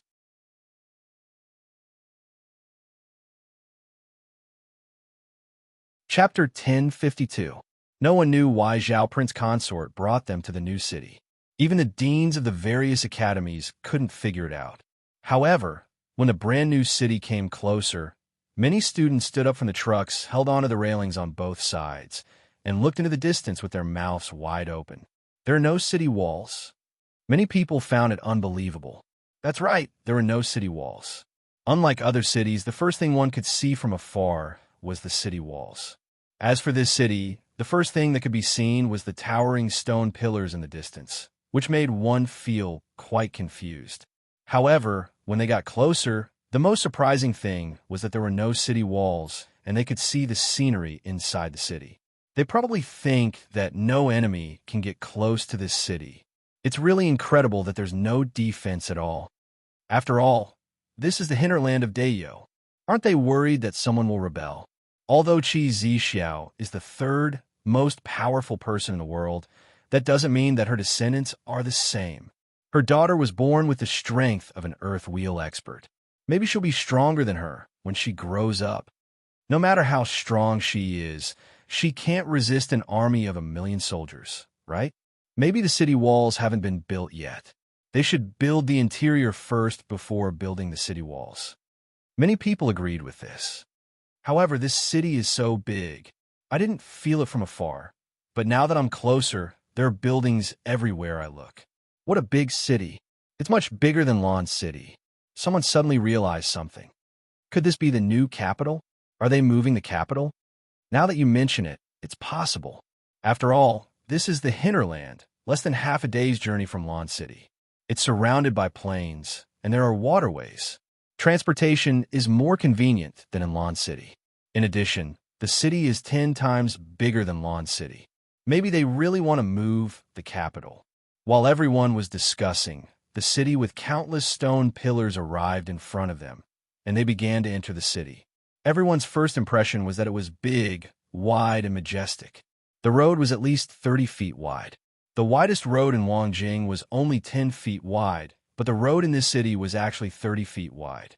In addition to the 30 feet wide road, there were 2 roads that were 1 foot above the ground. Each road was actually 20 feet wide, adding up to a total of 140 feet. Even if a huge truck were to drive on this road, it would still seem extremely small. Rinpochen looked satisfied in the car. It was a total of 37 meters, with a 2-meter-wide green belt in the middle and 2 7-meter-wide sidewalks on both sides. His design was based on a bustling modern city. Although such a wide road might seem unnecessary now, it would become a foresight in 20 or 30 years. Everyone entered from the north gate. This area had been completely constructed, including water pipes, cable pipes, and even underground space for a subway. Rinpochian's request was not to place the cables in the air. Naturally, he wouldn't install trams on the ground either. There were simply too many people who liked to climb and jump high. Among the group of top experts in Great Xia, there were a few who would jump onto electric poles and look into the distance when they had nothing better to do. The Aboriginal experts also had this hobby. Not long after Lan City was electrified, a few people were seriously injured.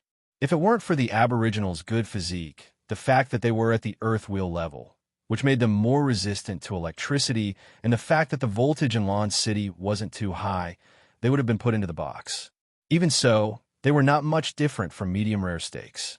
Therefore, it was necessary to bury the cables underground.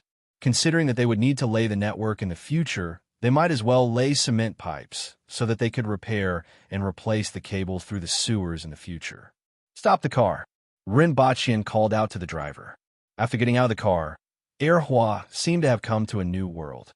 He cheered and began to run around on the road. The car behind also stopped. After the driver asked Rinpochian about it, everyone got out of the car. "Let's go and take a look at this new city," Rinpochian said to the deans and teachers of the various academies. "What a big city, but why don't I see the city walls?" someone exclaimed in admiration before asking the doubt in his heart. "City walls? If we are attacked here, what's the point of having city walls?" "The best defense is offense," Rinpochian said faintly and smiled. "Moreover, who can be Dayo's enemy?" The word Great Xia appeared in everyone's mind. Or rather, it was the next dynasty of Great Xia. The current situation of Great Xia was very clear.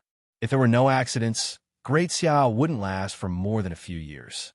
As long as they recuperated for 20 years and relied on their tens of millions of people and vast territory, they would be able to rise again. With enough food, the Aboriginals can recruit 1 million elite soldiers and 100,000 winged cavalry warriors. Rinpochian's words were so powerful that everyone felt a chill in their hearts. It had to be known that it only took 90,000 elite soldiers to conquer the Yun nation. 1 million elite Aboriginal soldiers. At least 10 million soldiers would be needed to contend against them. With 100,000 winged cavalry warriors and 100,000 earth wheel experts, no one would be able to resist them. Even if Su Qing established a new dynasty, he wouldn't dare to declare war on Dayo, Rinpochian thought. These people didn't know about nuclear bombs, but he should have heard of them. "Your Highness, are these buildings on both sides all pavilions?" Someone changed the topic and asked as he looked at the stone pillars on both sides. Although they were different from traditional buildings, everyone could see the windows on those buildings that were densely distributed on the cement walls. The reason why everyone was puzzled was that these buildings were too tall and there were too many of them. As far as the eye could see, they could see a large number of stone pillars forming a stone forest, which was shocking. "That's right." Rinpoche nodded and gave a brief introduction. These cement buildings were similar to the buildings of the future. They were 6 stories tall, but they were much taller than the buildings of the future. The first floor was 5 meters high, and each subsequent floor was 4 meters high, which was 1 meter higher than the usual 3 meters. The distance between the buildings was also relatively large. The reason for this height was partly due to the materials used, but there were also other reasons. Although the high-rise buildings on the periphery were inhabited by civilians, there were also many Kismet heaven experts among them. It was possible for them to break through the floors or even the load-bearing pillars. If a couple fought at home and collapsed the building, who would believe it? However, it wasn't impossible in Dayo. There was no other way because there weren't enough steel bars. Therefore, the buildings couldn't be too tall and the outer walls couldn't be too thick. At the same time, the distance between the buildings had to be large. Of course, this wasn't high for Rinpochian. For others, this was already majestic enough. Rinpochian led the crowd forward, occasionally talking to the many deans behind him while the students whispered to each other. The more they looked, the more frightened and shocked they were. Big, it was really too big. Just like the previous sensory organs, every road and every building in the city was too big. The gray cement buildings looked the same, but as they stood there and stretched into the distance, it gave people a unique sense of beauty and shock. "How many people can this city accommodate?" "More than 1 million people," Rinpochian replied. "This is only for now. In the future, the population may reach 10 million. This." Following Rinpochian's words, There was a uniform gasp. What did a population of 10 million mean? One had to know that the most prosperous capital of Great Xia only had a population of 1 million. This was the result of thousands of years of development. Wangjing only had a population of 600,000. Even so, it was difficult to supply the entire Great Xia with the surrounding food production and had to be transported from other cities. There was also another point. With such a large population and no land around, how could these people make a living? In addition to food, there were also sewage, transportation, firewood, and so on. There were too many problems in all aspects.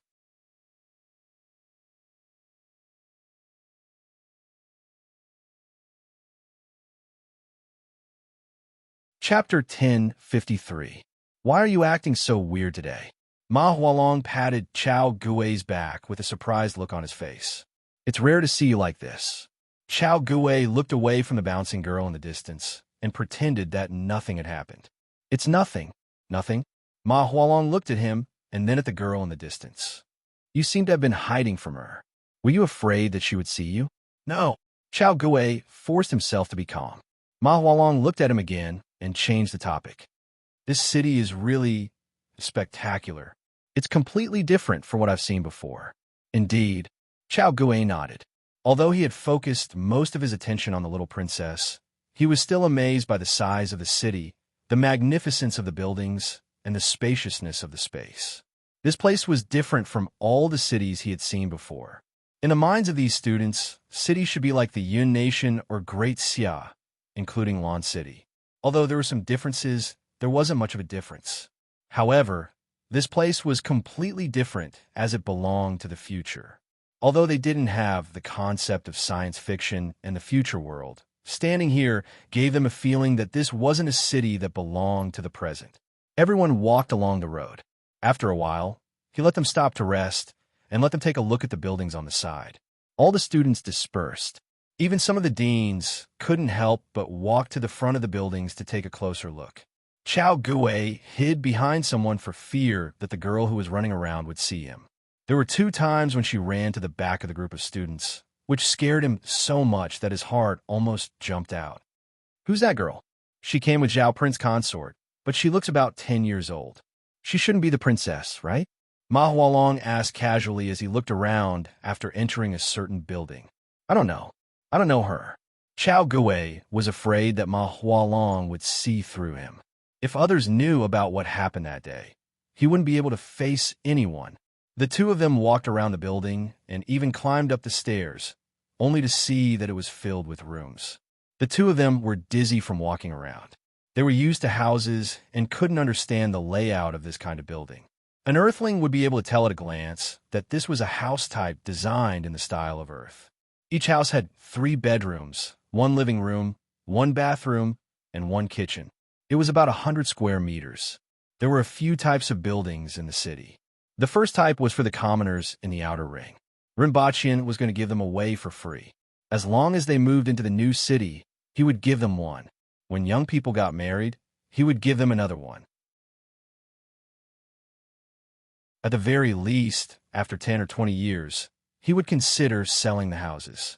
As for the residences in the inner ring, they were allocated by the Empress to the officials in the imperial court. The only residential areas for sale were the high-end residential areas between the outer ring and the inner ring. They were all single-family villas, which were prepared for businessmen. Just as the 2 of them reached the 3rd floor, they saw 2 people jumping in through the window. When Chao Gui saw who they were, his entire body stiffened. He wanted to hide, but the other party saw him clearly. Honeysuckle jumped through the window and saw the 2 of them in the room. She didn't pay much attention to them, but Chao Gui's stiff and evasive behavior caught her attention. When she saw that face, she was suspicious at first. Her body moved, and she scurried in front of him. She stared at him and rolled her eyes. I think I've seen you before. You must have mistaken me for someone else. Chao Gui covered his face with one hand. I seem to have smelled this before. Honeysuckle sniffed and became even more suspicious. Let me take a look at your face. Your Highness, what's the matter? Zhu Hua crossed her arms and curiously sized up the 2 of them. She glanced at the ugly Ma Hualong and stared at Chao Gui. She frowned and said, "Why are you evading my gaze? Something's wrong." "No, you must have mistaken me for someone else," Chao Gui replied. "Take your hand down," Zhu Hua said in a deep voice. "I'm too ugly. I'm afraid I'll scare the two of you." As Chao Gui spoke, he took his hand down. Ma Hualong turned his head and almost spat. He saw that Chao Gui's eyes were big and small, and his mouth was crooked to one side. He looked like an idiot. "Do you think I'm a fool?" Zhu Hua didn't say anything else and struck him with her palm. "I'm really ugly." Chao Gui's body floated backward. However, just as he dodged Zhu Hua's palm, his clothes were pulled by someone. Honeysuckle tugged at his clothes and became even more suspicious. "I've definitely seen you before. You must have mistaken me for someone else." Ma Hualong admired Chao Gui's ability to maintain his crooked mouth and eyes when he spoke. Honeysuckle sniffed and sniffed again and again. Then, he came to a realization. "You're the one who made the bet that day." Chao Gui was scared out of his wits. Cold sweat dripped down his back as he denied repeatedly, "You've mistaken me for someone else." Zhu Hua sneered. "How dare you lie to Her Highness? Do you want me to bring you to Prince Consort Zhao?" Chao Gui could only smile bitterly. If this matter was brought to Prince Consort Zhao, he wouldn't be able to show his face anymore. His expression returned to normal. He looked down at Honeysuckle and smiled bitterly. "Grandaunt, can you just pretend you didn't see me? Don't call me Grandaunt. Call me Father." Honeysuckle's eyes were sparkling and his face was full of joy. This was the first person who called him Father. He was a little worried when he was brought back that day. What if he couldn't find him in the future? He didn't expect to find him so soon. Chao Gui's position in Honeysuckle's heart was very high, close to that of the roaring emperor. Ma Hualong almost choked when he heard Honeysuckle's words. His eyes widened. He already knew the identity of the person in front of him. She was the current princess who was said to be only 3 years old.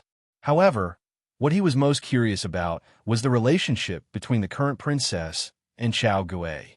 Seeing that he couldn't avoid it, Chao Gui made up his mind. The bet that day was settled that day.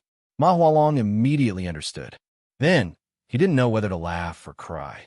Chao Gui had actually called the current princess father, and he had even lost the bet?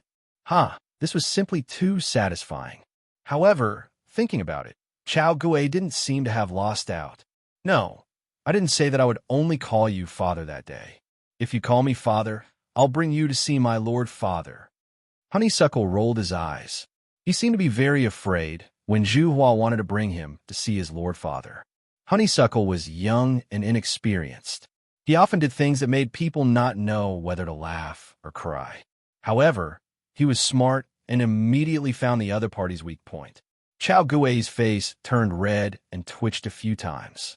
He knew that he would be done for if he was dragged to see Zhao, Prince Consort. As long as what happened that day was exposed, he would become a laughingstock. He made up his mind and gritted his teeth. "Father." Honeysuckle immediately beamed with joy. He raised his arm and patted Chao Gui's chest. His voice was like a drum. "If anyone bullies you in the future, just say my name." Ma Hualong and Zhu Hua were laughing so hard that they almost cramped up.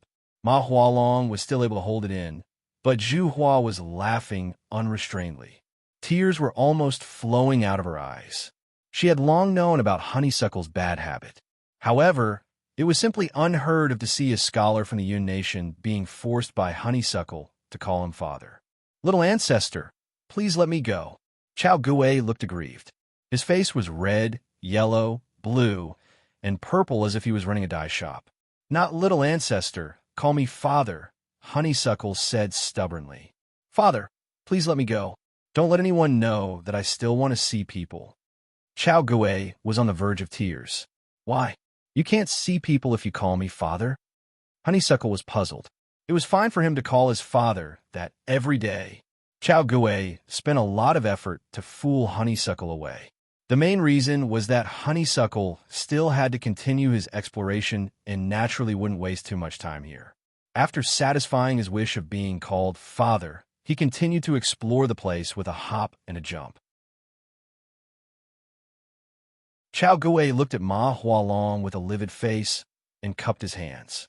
Brother Ma, please keep this secret. Ma Hualong held back his laughter with great difficulty. He patted Chao Gui's shoulder and said sympathetically, Actually, it's nothing. If others knew, they would be envious. After all, this is a princess. Before he could finish speaking, Ma Hualong couldn't help but laugh so hard that his teeth were showing. Chao Gui covered his face and wished he could find a hole to hide in.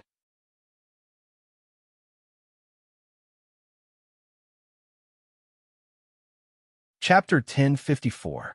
The following tour was also an eye-opener for everyone. Guangxia Literature Network. At the most central location of this new city was the palace. Outside the square surrounding the palace were the residences of some of the court officials, and further out were the various ministries and departments. Everyone went straight to the east of the city and finally saw what the unfinished construction looked like. Countless tractors and trucks were coming and going on the wide road. A few buildings that were still under construction had huge stone and wooden shelves that hung materials from above. The crowd was scattered everywhere like ants. This scene was so spectacular that even Rinpochian was a little dazed. It looked very much like a modern construction site, especially those tractors and trucks that were driving on the road.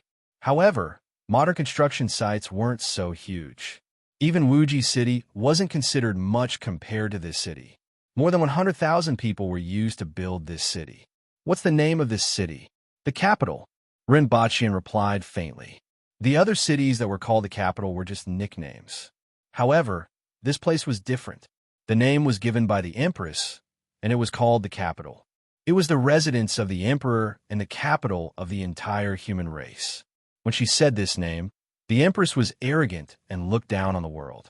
He had to admit that he liked this domineering attitude of the Empress. Every time he saw her like this, his heart would jump a few times.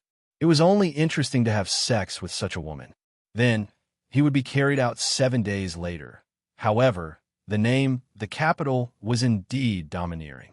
Even the deans of the various academies were shocked.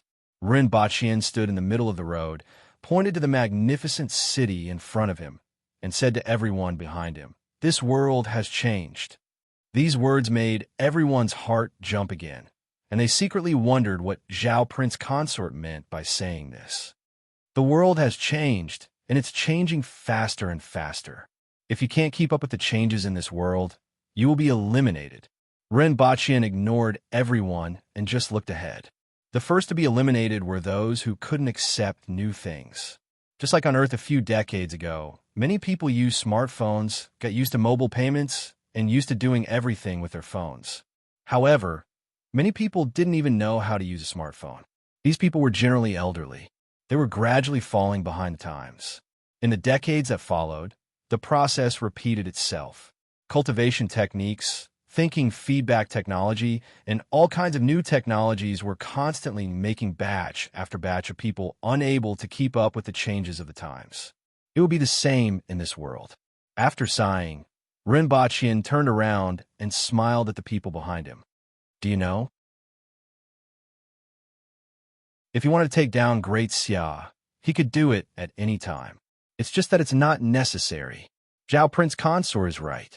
Even when Great Xia was at its peak, it wouldn't have been able to resist Dayo's army.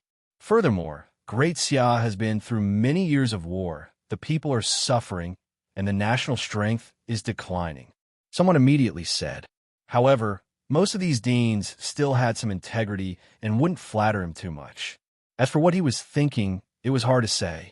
After all, everyone knew that the Aboriginals didn't have enough officials. The Aboriginals had a small population and few talents. Rinpochian didn't care what they thought. Back then, the Palace of Heaven wanted to wrap up Great Xia and give it to him.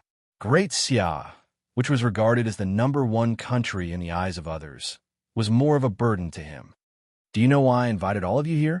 Rinpochian always changed the topic after one sentence, which made everyone a little uncomfortable. Everyone felt that Zhao Prince Consort was hinting at something. As for what the hint was, they had to go back and think about it themselves. However, this question wasn't difficult at the moment. I'm just guessing, but I don't know if it's accurate. Someone said, Tell me about it. Rinpoche turned around and looked at everyone with a smile on his face. The Palace of Heaven wants to give these young people a chance. That person continued. Rinpoche laughed. These words were indeed pleasing to the ear. That's right. Give them a chance, and give you a chance too. Everyone was slightly stunned. Giving those students a chance was something that everyone understood. However, what did it mean to give them a chance? When you go back, add a literacy course to all of your academies. You will pass down Dayo's simplified Chinese. In the future, most of the books will be written in simplified Chinese. If you can't read and understand books, I'm afraid that it won't be long before you are eliminated from this world. Rinpoche's words made everyone silent. One had to know that the written language wasn't just a carrier for recording, carrying knowledge, and exchanging ideas. It was also the historical heritage of a nation. Did Zhao Prince Consort actually mean that he wanted to change the written language? Your Highness, you can't do that. Even if the dean didn't want to say anything, he had to stop him at this time. Why not? Rinpoche narrowed his eyes, looked at everyone, and said without waiting for them to speak, "Is there a need for two languages in a country? Unifying the written language in weights is something that must be done." His tone was stern and didn't allow anyone to refuse. In the future, simplified Chinese will be the official language. Newspapers will be in simplified Chinese, and all kinds of official documents will be in simplified Chinese. All kinds of books will also be in simplified Chinese. Physics, chemistry, mathematics, politics, economics, law, manufacturing, agriculture, and everything else will be in simplified Chinese if they don't understand it. What's the difference between the students you teach and the commoners who haven't gone to school? Rinpoche's words made everyone's faces turn pale. Then he softened his tone and said, "If you are willing to keep the original written language, that's fine. However, simplified Chinese is more conducive to learning and dissemination, so it must be implemented." After that, Rinpoche didn't say anything else and let everyone think for themselves about what was important. After thinking for a while, he added, "In the future, the national exam will also be in simplified Chinese." Everyone was in a mess, but they still perked up after hearing this. Zhao Prince Consort mentioned the national exam. Could it be that he was going to hold the national exam? The Yun Nation had been gone for 6.5 years. During these 6.5 years, the students of the academy didn't have any way to advance and could only work for the Chamber of Commerce or be an advisor to some officials. However, it would be different if the national exam was held. They could enter the imperial court and become officials. In about 2 or 3 years, the national exam will be held again. After that, the imperial court will issue a document. Furthermore, it's not limited to men or women. Even women can participate as long as they are knowledgeable enough, Rinpoche said. The last sentence was specially said to the dean of Zhitai Academy. As for Zhitai Academy, he was still rather optimistic about it. After returning to Lan City that day, many students heard the news that the national exam was about to be held again and were very excited. In any case, as long as the national exam was held, they would have a chance. Otherwise, no matter how knowledgeable they were, they wouldn't be able to advance. In particular, the many women of Zhitai Academy were excited when they heard the news. Other than in the palace, there were no precedents of female officials in the Yun Nation. Even if they were successful in their studies, they would only be able to manage their family's business after they got married. However, Zhao Prince Consort's words gave them hope. Furthermore, they weren't worried that Zhao Prince Consort's words were false. In Dayo's imperial court, it wasn't uncommon for women to become officials. In fact, there were even women who became generals. As for learning simplified Chinese, they didn't have as big of a reaction as the dean. Many people were also very interested in the strange things in Black Bamboo Academy.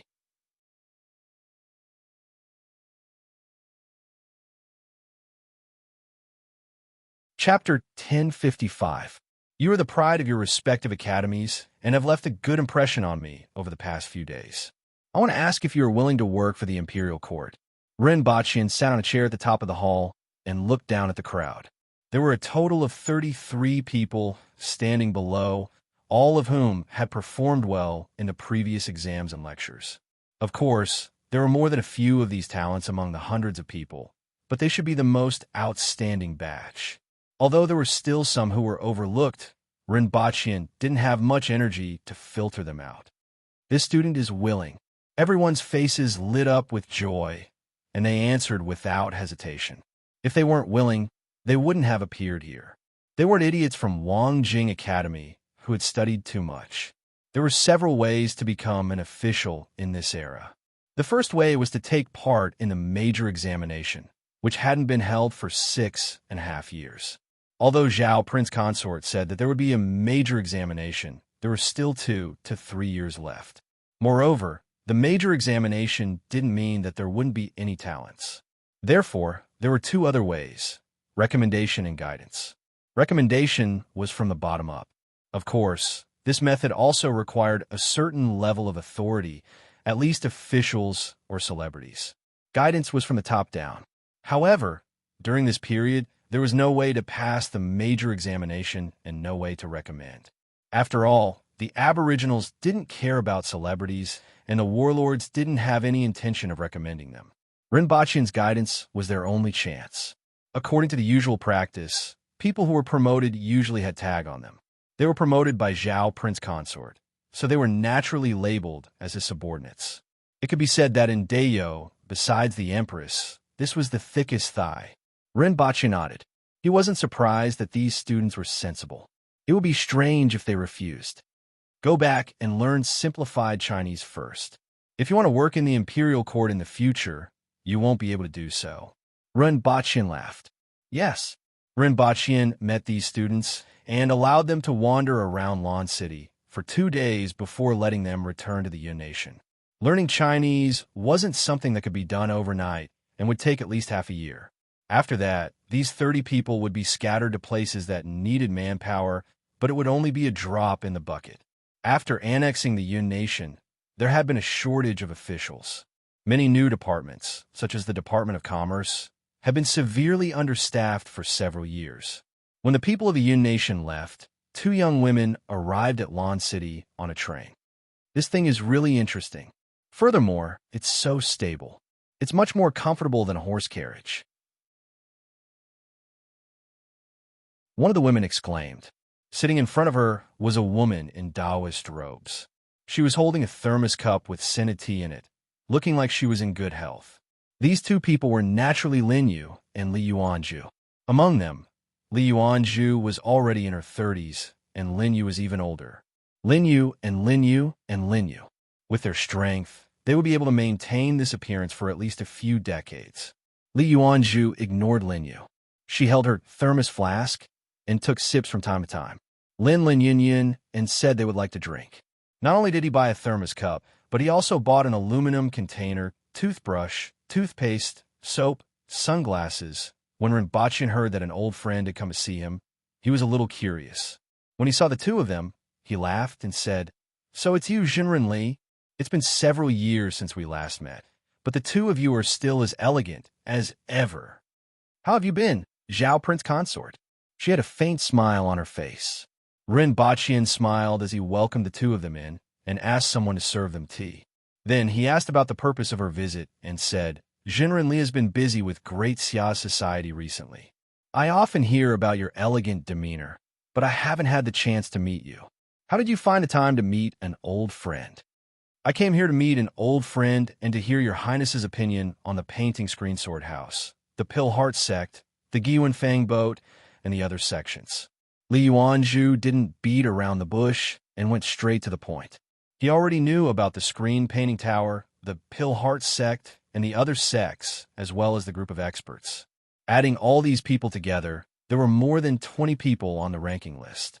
There were also disciples from several sects, adding up to a few thousand people. Now, they were the second strongest force after the Return Home organization. Currently, there were no neutral experts in the Jianghu of Great Xia. They had either joined the Go Home organization or formed an alliance with sects like the Painted Screen Sword Tower. Jinren Li and the other experts have already become the general trend. They're just like mantises trying to stop a chariot. Ren Baqian said faintly. Li Yuanzhu put down the tea and said softly, with so many people, there will definitely be casualties if we fight. Even if we destroy the painting screen sword tower, the casualties will be irreversible. Besides, if these people can join the organization, there will also be new blood. Jinren is thinking about them, but they might not be thinking about you. Ren Baqian laughed. When he saw Li Yuanzhu previously, he had already guessed her intentions. Now, it seemed that it was just as he had guessed. They are the foundation of the human race. Li Yuanzhu said, there are hundreds of millions of people in the human race, and there will always be geniuses. Back then, Su Wuming killed a large number of experts, but experts like Jinren Li, Zi Xiao, Lin Dong, and Ting Yu appeared.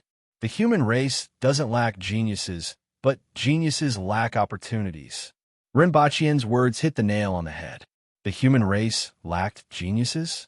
Were the geniuses of the human race limited to these people on the ranking list? Who knew how many geniuses were buried in the wilderness? As for those people, since they had chosen to be enemies, what could they do even if they were strong? Li Yuanzhu was silent. What Ren Baqian said was right, but since these people had come this far, they must have had both talent and opportunity. How difficult was it? It would be a pity if all of them died. Ren Baqian smiled and sighed. However, since Jinren Li is here, I will give him a chance. Li Yuanzhu looked up at him and asked, what did Zhao Prince consorts say? They're all here now, right? I will get someone to set off fireworks for them later. If they are still stubborn, we will plant mushrooms on their heads. Li Yuanzhu pondered over the meaning of Ren Baqian's words and didn't quite understand. After thinking for a while, she found some clues and smiled. That's good too. In any case, she had fought for a chance for them. In addition, I am also very interested in the current princess. I have never heard of someone who was an earth wheel expert at birth. That's easy. Lu Hua's talent had not only spread throughout Dayo, but also reached the ears of many experts in Great Xia. Li Yuanzhu wasn't the only one who was interested. There's one more thing. Recently, an ancient tomb was discovered. It should have been left behind from that period. I wonder if Zhao Prince Consort is interested? Li Yuanzhu's last matter finally caught Ren Baqian's attention. An ancient tomb from that period? How could he not be interested? How did you find it? Is there any trouble? Ren Baqian didn't think that Lin Yu was just asking him. If there wasn't any trouble, Li Yuanzhu wouldn't be asking about it. Instead, she would be bringing something from the tomb. At this point, Lin Yu finally woke up from her dream and said, so it's Zhao Prince Consort. Ren Baqian was speechless. Girl, is your brain still not working properly? Baidu search 081 Chinese network yen. Yen.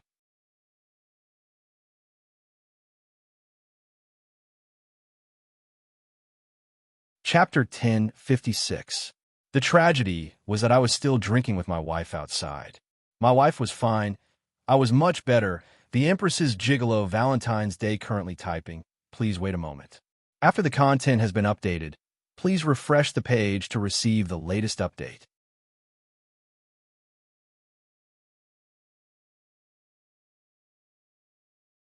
Chapter 1057. Have you been together for the past 4 years? Ren Baqian raised his eyebrows. It was a pity that he didn't have eyebrows. Yes. Li Yuanzhu's gaze changed slightly. She glanced at Lin Yu and seemed to want to sigh. Can her brain be saved? Ren Baqian asked curiously. It's up to her. Li Yuanzhu lowered her eyelids again and held a thermos flask. Her posture was just short of stuffing some wolfberries into it. Has your brain gone bad from practicing martial arts? Has it gone berserk? Ren Baqian didn't avoid Lin Yu at all and directly asked her about her brain.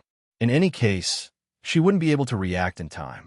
It should be a problem with her martial arts, Li Yuanzhu said. My men didn't find any news about her, which isn't a big deal. After all, we don't have many people in Great Xia. However, with her brain, why did she join the fun in the first place? Ren Baqian was still a little curious about Lin Yu. He didn't expect Lin Yu to react so quickly this time. She suddenly said, your brain isn't working well. This surprised Ren Baqian and asked, how did she come back to her senses so quickly this time? In the end, Lin Yu didn't move again. It's not that her brain isn't working well. but that her consciousness always seems to be wandering.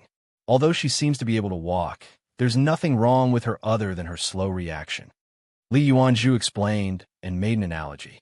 It's as if her consciousness is often not in her body, and there's a certain delay in the transmission of her emotions and words. As for her body, it's completely controlled by her instincts. Of course, this is just an analogy. The actual situation is more complicated than that. Rinpoche thought about it carefully. If he were to describe it, it would be like Lin Yu's consciousness was in the United States, but her body was in China. The communication between them was through dial-up, so her reaction was always slow. From time to time, she would even experience disconnection. He looked strangely at Lin Yu, who was deep in thought, and changed the topic to what Li Yuanzhu had just said. What's the specific situation of the ancient tomb that you mentioned just now? The ancient tomb was discovered by Lin Dong. It is said that he found it by following some clues in the ancient books. Righteous sect has a long history, and many unknown things have been passed down in the sect. The information about this tomb was like this. It was hidden in some ancient books. After Cult Master Lin went back last time, he spent a few years and a lot of manpower to find clues about this tomb from the ancient books. After finding it, sect leader Lin brought people to check it out and confirm the location of the tomb. However, sect master Lin and the rest are blocked outside. Although they know the location, they haven't made any progress in half a year. Lin Dong did not enter. Rinpoche was a little astonished. One must know that Lin Dong was one of the top 10 experts in the world. Furthermore, there were also many top-notch experts in Righteous Sect. Even though Righteous Sect didn't have a good reputation, it was a famous sect in Great Xia and could mobilize a lot of power. But this kind of power could not even enter an ancient tomb? Li Yuanzhu lowered her eyes and said, I personally went to the tomb after receiving the news. Unfortunately, I also stopped outside the tomb. This time, Rinpoche was even more astonished. Li Yuanzhu, the second most powerful expert in the world, Lin Dong, the 10th most powerful expert in the world, and a group of experts from Righteous Sect were actually blocked outside the tomb. How did they do it? Even an impenetrable wall couldn't stop this group of experts. What exactly is going on? After entering the range of that ancient tomb, one will encounter an illusion, just like the one in the tomb below the palace. It's difficult to get rid of it, and when one wakes up, one will already be outside the tomb. This is the case no matter how many times one tries. If one is weak and tries a few more times, it will cause damage to one's divine sense. Sect leader Lin and I speculate that one must at least reach the heaven-splitting region in order to pass through that illusion. Rinpoche raised his eyebrows. The illusion below the tomb in the palace could only be seen the first time one entered. This one was actually different. Fortunately, it was left behind by a senior human, so there wasn't any danger. However, this also showed one thing. The other party hoped that someone could enter, which meant that there was something important inside. Who was the owner of the ancient tomb? Rinpoche pondered for a while and asked. It was only the other party's guess that they could enter the heaven-splitting region. It was best to know the identity of the tomb owner and perhaps find another way. He was getting more and more curious about this tomb. Dekan. Li Yuanzhu looked at Rinpoche's eyes when she said this name. Human Emperor? Rinpoche raised his voice and looked incredulous. This name made it difficult for him to maintain his original calm. Before the human race was driven here, there were 5 human emperors, each in charge of a region. 4 of them had died in the previous war. It was because of the existence of this human emperor that the foreign races, who could no longer bear the heavy casualties, signed an agreement with the human race and drove them to this land of exile. It could be said that without Dekan, the human race in this world would have been extinct. However, there was very little information about Dekan. In the 2 records left behind by the owner of the tomb under the palace, his name was only mentioned slightly. He didn't expect to hear news about Dekan at this time. He didn't expect Lin Dong to actually find Dekan's tomb. If Lin Dong's information is correct, it should be this human emperor. The outermost defense of the tomb is so powerful, so it's very likely that it's him. Li Yuanzhu nodded. Rinpoche couldn't sit still anymore. He stood up and walked around a few times before looking up and asking, "Do you know what's inside the tomb?" "I don't know." Li Yuanzhu shook her head slightly.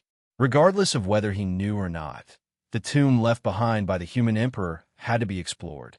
No matter what was inside, it would be a huge gain. Rinpoche naturally understood this. After walking around a few times, he said, "Jinren and Lin Yueyuan must be tired. Take a rest first. I'll go see Her Majesty." Li Yuanzhu got up and left after telling him the news she brought. Rinpoche arranged for her and Lin Yu to rest before hurrying to see the Empress. Li Yuanzhu's target wasn't the Empress, who was only about as strong as her. Her target was Li Fu. Although he hadn't admitted it, everyone thought that he had broken through to the spirit world level and reached the heaven and earth level. Among the human race, he was the only one who had the opportunity to pass through the barrier formed by the illusion. This was probably the purpose of the human emperor setting up this barrier. If someone who was too weak obtained the things and information in the tomb, it would be harmful to the human race. Only those who had reached the lowest level of strength that he recognized could enter the tomb. The Empress was in a side palace hall. All the items in the side palace hall had been moved to the side of the wall. On the ground, rows of wooden rectangular dominoes were arranged densely. The Empress was looking at Qing Yuan and Hong Yuan, carefully placing the dominoes at the edge. The three of them were playing dominoes. The dominoes were made up of red and white. After they were pushed over, they would form a red background with the word Empress written in white. Rinpoche knew this very well, because he was the one who drew the blueprint of the dominoes. When he arrived, Qing Yuan and Hong Yuan were squatting on the ground with dominoes in their hands. They were carefully visiting the tomb with sweat dripping down their foreheads. If they accidentally touched one or the dominoes they placed fell over, all their previous efforts would be in vain. Rinpoche slowed down and tried not to disturb them. He walked to the Empress's side, gently massaged her shoulders, and softly said, "Li Yuanzhu is here." The Empress raised her eyebrows and asked in a cold voice, "What is she doing here?" She still hadn't let go of the fact that Rinpoche had been arrested. Moreover, why did she come to see you instead of me? Set a small goal first, such as 1 second.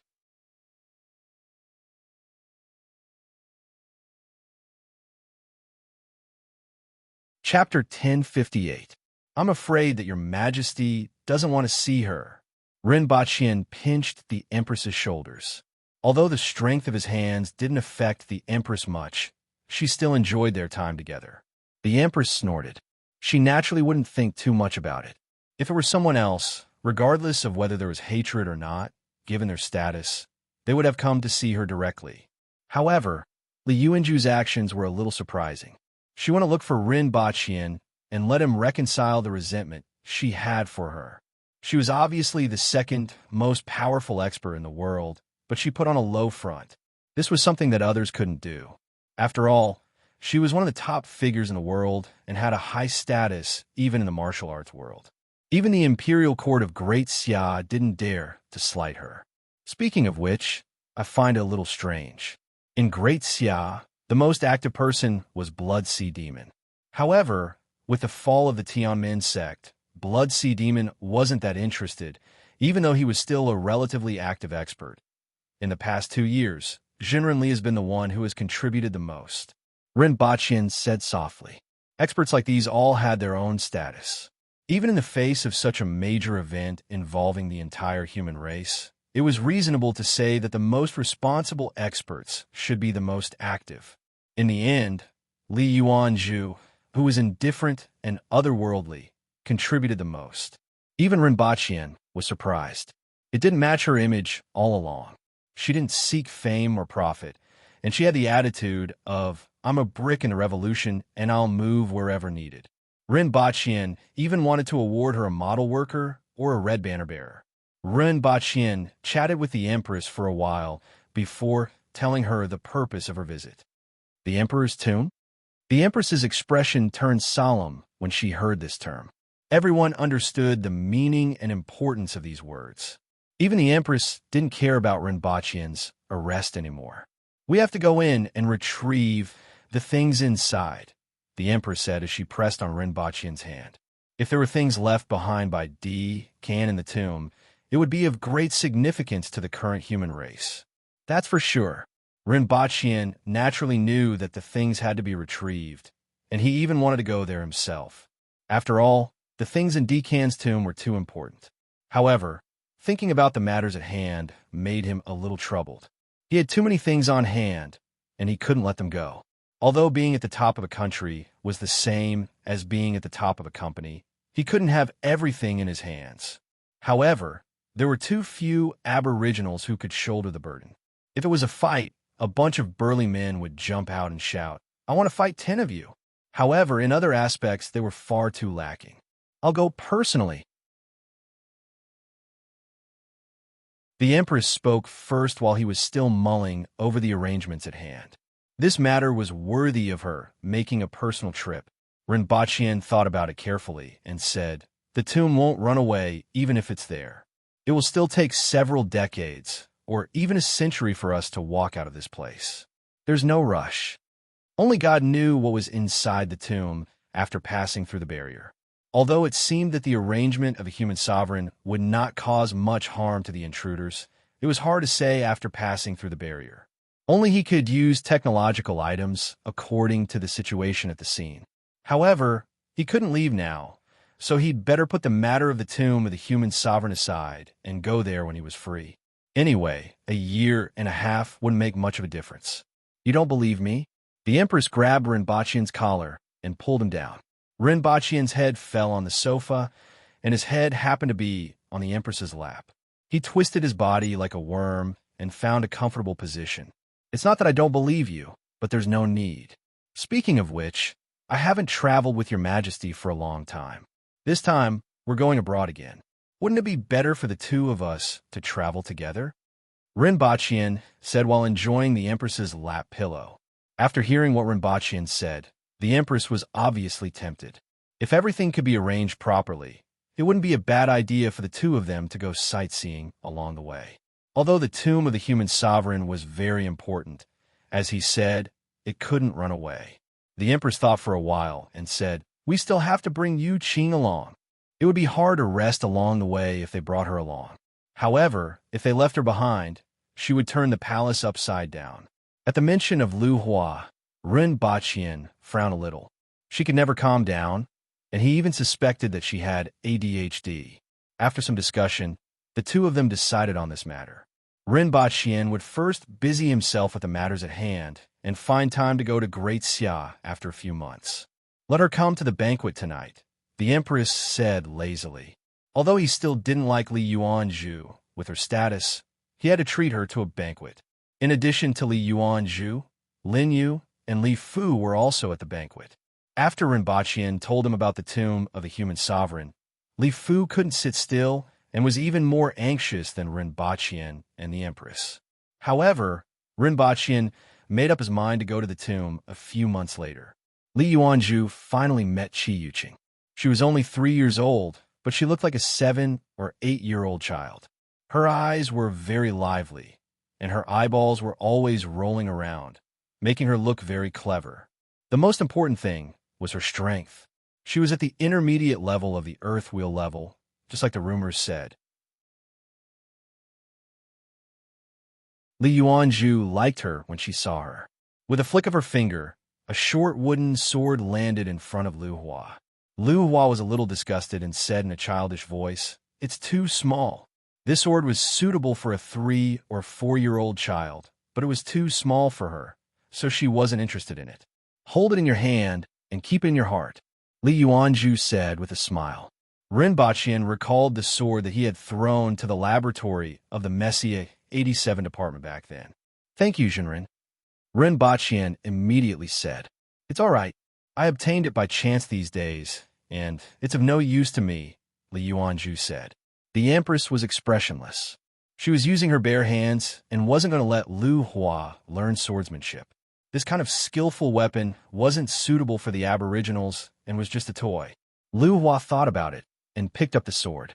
It grew from 40 centimeters to 90 centimeters in her hand, which was just right for her. Not only did it grow longer wider, and thicker, but even the hilt became thicker. Lu Hua's eyes were filled with joy, and she immediately fell in love with this new toy. Ren Baqian narrowed his eyes. It was just as he had expected.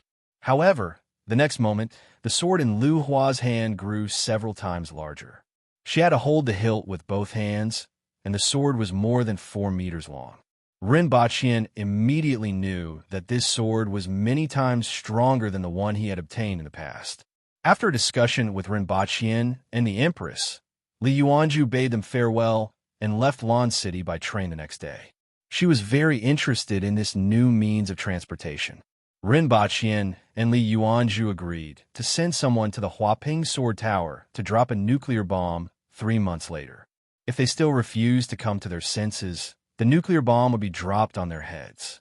As for Ren Baqian himself, he invited many chambers of commerce and families to visit the capital.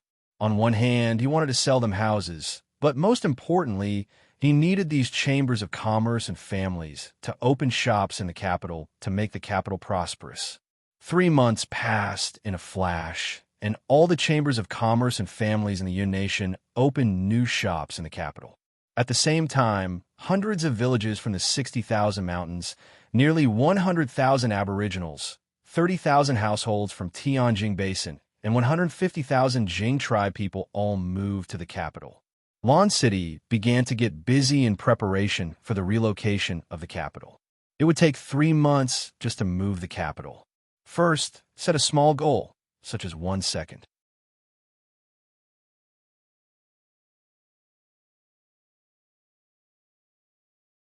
Chapter 1059. As soon as he returned to the palace, he heard a deafening wail. Doubtlessly, Honeysuckle was beaten up again. Furthermore, the Empress did it personally. It was much more painful than doing it himself. He was already used to such daily occurrences. With Erhua's naughtiness, she would definitely not be wronged if she were to be beaten up 3 times in the morning. Following the sound, she found her way to the Ordnance Palace. It was the palace where Erhua lived. As soon as she stepped outside, she found out why she was beaten. The courtyard was in a mess. All the flowers and trees were chopped off at a height of 1 meter. Broken branches and leaves were everywhere. It was as if a war had taken place here. With a quick glance, all the cuts were very smooth, as if they had been cut by a sharp weapon. When he entered the hall, he saw Erhua lying on one side and sobbing. The wooden sword had shrunk to its smallest size and was thrown aside like a child's toy. Upon hearing Ren Baqian's footsteps, Erhua raised her head and looked at Ren Baqian like a kitten. She wanted to complain, but after thinking that her father couldn't defeat the Empress and that it might turn into a mixed-gender fight, she gave up on this idea. The Empress was sitting on Erhua's bed, drinking wine from time to time. From time to time, she would glance at Erhua with a sharp gaze. It was like a scene of domestic violence. "Why are you drinking alcohol?" Ren Baqian didn't know whether to laugh or cry. It was understandable that she would hit a child while eating, sleeping, and so on. It was understandable that the Empress would beat the child herself. However, it was more interesting to drink while beating a child. "I'm thirsty after fighting for so long." The Empress glared at Lu Hua again. "So what if it's torn down? Whose child doesn't tear down the roof tiles? Furthermore, the capital is going to be moved soon," Ren Baqian consoled her. Although that was the case, most naughty children had the heart to climb up the roof and tear down the tiles, but they didn't have the strength. Lu Hua not only had the heart, but he also had the strength. Not only did she demolish Ordnance Palace, but she also chopped down my tree, the Empress said gloomily. "Which tree?" "Candy tree." Even though the candy tree was empty most of the time, the Empress still planted it in front of the palace hall. Even after changing palaces several times, the candy tree was still the same. When Ren Baqian had the time, he would also hang candies on the candy tree. Every time, the Empress would think of the time before they got married. Then, she would take a pair of scissors and cut off all the candies. This was a bit of fun between the two of them, especially since Ren Baqian was getting busier and busier recently. "Your Majesty, why don't you wait for my return before we discuss this?" Ren Baqian felt a little regretful. "Why would I wait for you to come back?" The Empress rolled her eyes. Let's beat her together. Now that you're done, I can't do it. Immediately, Hua stopped crying. She raised her head and looked at Rinpoche with grief and indignation. Are you two biological parents? I want to leave home. I want to leave home, never to see Father and Mother Empress again. The outside world is so big. I want to see it too. I'll come back when you know you're wrong. Hua rolled his eyes and made up his mind to run away from home. He was thinking about what he should do. Although he was only a 3-year-old child, he was usually more mischievous than a naughty child and lacked common sense. But his mind was still quite full of ideas. Naturally, the two of them didn't know what she was planning. Seeing her eyes rolling, they knew what she was planning. After the capital is moved, let her attend cultural classes, Rinpoche said to the Empress. The kindergarten on Earth had already been set up, but he had too many things to do recently. He decided to send her there only after the capital was moved. At the same time, the palace would arrange for teachers to teach her. After that, there would be a kindergarten for the children of the court officials. Rinpoche planned to let her attend 3 classes, 14 days of school in a week. It was too cruel for a 3-year-old child. It was better to let her attend 13 days of school. The Empress also felt that it was time for her to learn something, so she nodded in agreement. Afterward, the two of them discussed the relocation of the capital as they walked. Many things had already begun to be prepared. For example, the Aboriginals and the 100,000 Jing tribe people who had moved out of the 60,000 mountains were gradually moving to the capital. After the two of them left, Hua got up quickly. There were no longer any tears in her eyes, but they were still a little red. Over the past few years, 2 flowers had not mastered anything else but the ability to cry at the drop of a hat. Where should I run away from home? I definitely can't do it in this city. If I'm discovered, they will inform Father and Mother Empress. Those people aren't reliable at all. Hua thought to herself. Although she was only 3 years old, she wasn't stupid. Her intelligence was at least equivalent to that of a 7- or 8-year-old child. It was just that she was inexperienced and didn't understand many things. However, with her pitiful little experience, she quickly found a feasible way. The steam train. As long as she sat on it, she would be able to run very far away. Furthermore, she still remembered the way. After recalling the way to take the steam train, Hua sat there thoughtfully and began to think about what to bring with her when she ran away from home. Those air-dried rats and birds, as well as sweets and honey. Hua's mind was filled with food. As for money, she still didn't have any concept of it. In any case, others would treat her to meals and drinks. After knowing where to go and what to bring, she had to consider when to leave and how to knock Hua out. From the perspective of a 3-year-old or even a 7- or 8-year-old child, Hua was already very thorough. Although she was beaten up every day, who asked her to be so mischievous?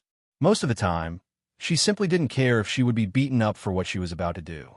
After making up her mind, Hua prepared a small bag for the next 2 days. In fact, it was the stomach of a type of strange beast. When it was shrunk, it could be placed in one sleeve and could expand very much after storing things. When Hua wasn't paying attention, Hua stuffed the bag with her snacks and sweets and then tied it up and hid it.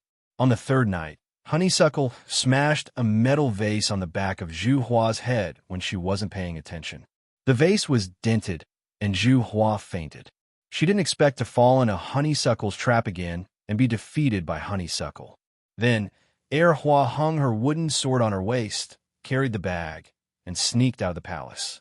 After being in the palace for so long, she was already very clear about the routes and timings of the Imperial Guards. As long as she had the intention, it wasn't difficult at all. After sneaking out of the palace, Hua was immediately in a good mood and felt that she could fly freely in the vast sky. The next step was to take a train. This wasn't too difficult for her. With her skills, she could even sneak out of the palace, so sneaking out of Lawn City was even easier. After finding the right direction, she left the city and followed the cement road to find the train station. Then, she found a train and sneaked onto it. Nowadays, there weren't many trains from Lawn City to the Yun Nation. There were only 6 trains a day, 1 in the morning, 1 in the afternoon, and one in the evening. This train happened to leave the next morning. In the morning, someone discovered that Zhu Hua had been knocked out and that the little princess had disappeared. Suddenly, the entire palace was in an uproar, and the entire Lan city was searched. At this time, no one expected that Heir Hua had already boarded a train to the Yun nation. First, set a small target, such as 1 second. Remember, bookseller's residence.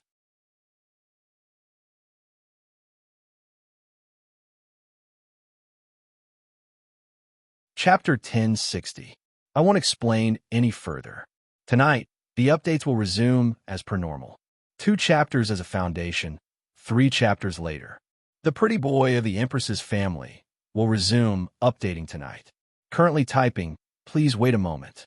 After the content has been updated, please refresh the page to receive the latest update.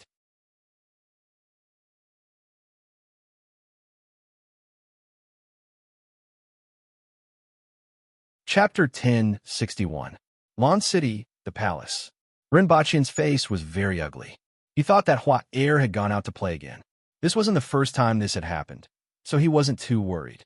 Even after Zhu Hua woke up and found out that she had been knocked out in the middle of the night, he still felt the same. However, after searching Lan City for 4 hours without finding any trace of Hua Heir, his face began to turn ugly. Not only were the palace guards mobilized, but the Public Order Bureau and the Department of Inspection were also mobilized. Under such circumstances, Hua Heir was nowhere to be found after 4 hours, which could only mean one thing. She was no longer in Lan City. He glanced at Zhu Hua, who still looked like a retard.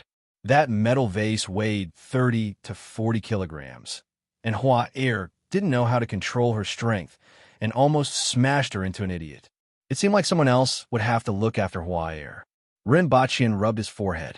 The most important thing now was to find Hua Heir. There were 3 gates in Lan City, but Hua Heir definitely didn't leave through the city gates since the city walls couldn't stop her. Where'd she go? The most likely place was where he had taken her. Mount Zhongshu's laboratory, the imperial capital, and the Yun nation. Given Hua Heir's liking for fun, she was most likely heading east. Nowadays, there were 200 to 300 tractors and trucks heading from Lan City to the Yun nation every day. Hua Heir could hide in any of the vehicles and reach the Yun nation. Rinpoche got up to look for the Empress. He needed the Empress's warrant to mobilize the winged cavalry, so he ordered them to search in 4 directions. At the same time, he had to call Zi Donglai and ask him to arrange for people to search the Yun nation. To be precise, they had to search Yanghua, Yujiang, and Pingdu with these 3 cities as the center. The highway would pass through these 3 cities and end in Pingdu. The train also had stations in these 3 cities. At this time, Rinpoche didn't expect Hua Heir to sneak onto the train. After all, the train station was located in a remote place outside the city, and Rinpoche felt that it was most likely that she had sneaked into one of the trucks. However, just in case, he still asked someone to contact the people on the train that had already left and search the train. After making these arrangements, Rinpoche had to wait for news in the palace. He was a little worried. Although Hua Heir was at the Kismet Heaven level, she hadn't learned any martial arts and was far from being a match for an Earth-level expert. In addition, she had never been outside and could be deceived with just a few words. If she encountered a bad person, she would probably suffer a lot. At this time, Honeysuckle was surrounded by neatly arranged straw sacks.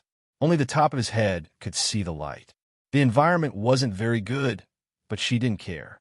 Her face was still full of excitement.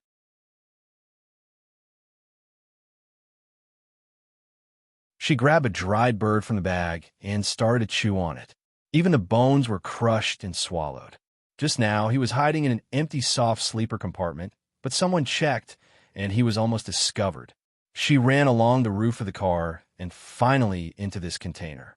The container was filled with bags of sweet potatoes, which filled up more than half of the truck. Heir Hua threw a few bags of sweet potatoes to the side and made a nest. Honeysuckle sat there for a day and a night, stopping a few times in between. Every time, Honeysuckle would stick his head out to look. The next morning, Honeysuckle saw a lot of people getting off the train and walking out. Some people even opened the boxes on the side to move goods down. He was immediately tempted. She didn't know where she wanted to go, so she would go wherever others went. Erhua found an opportunity to sneak off the train when no one was paying attention. Then, he followed the crowd and snuck out. However, as soon as he slipped out, he was targeted. Princess, a group of soldiers recognized Honeysuckle at a glance. After all, she was only wearing the same clothes. Furthermore, her figure was special and much more muscular than ordinary people. Even though most of it was covered by the clothes, it could still be seen if one looked carefully. Those who didn't know better might think that she was wearing soft armor underneath, but it couldn't be more obvious in the eyes of those who knew. Honeysuckle looked blankly at the people in front of her and didn't know what they were going to do. Princess, please come back with us. A captain smiled warmly at Honeysuckle. Unexpectedly, Honeysuckle's expression changed drastically.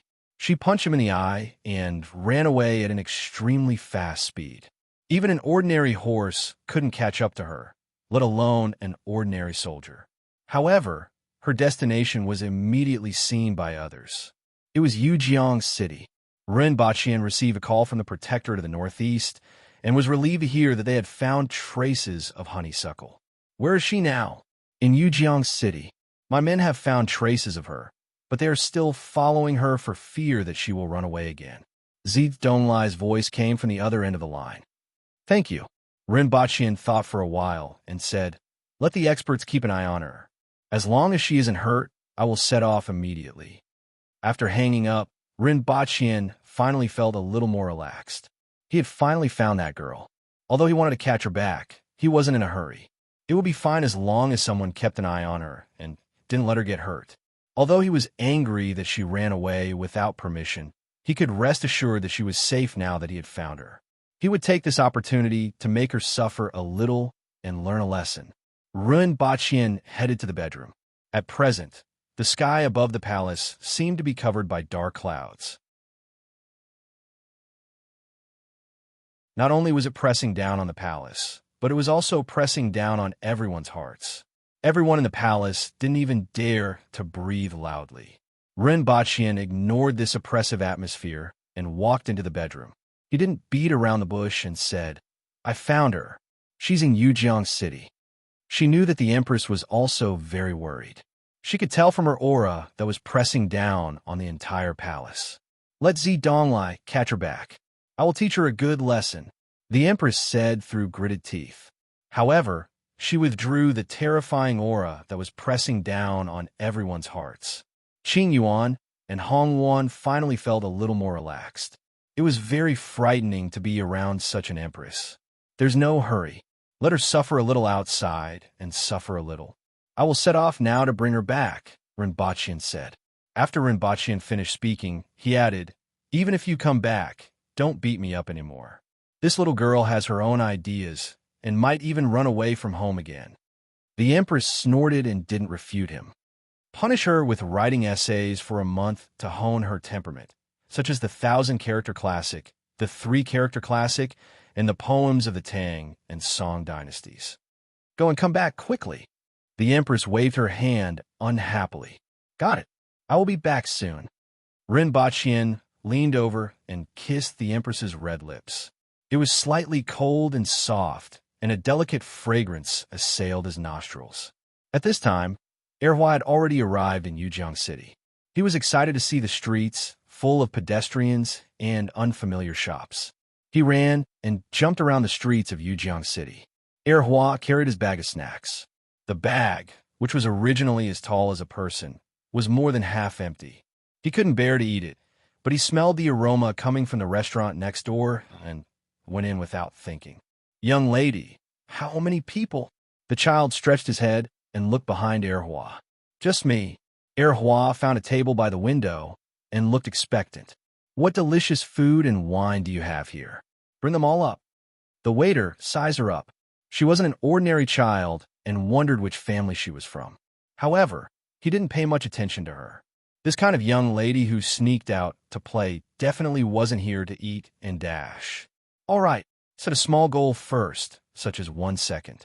Remember, booksellers.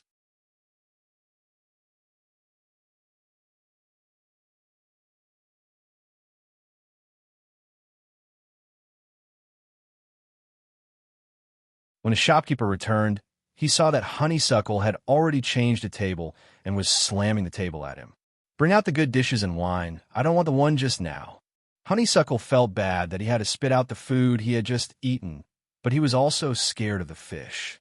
He did not forget to ask the shopkeeper to give him something to eat and drink. The shopkeeper's face darkened. "Little girl, why are you hitting people? He even injured the doctor.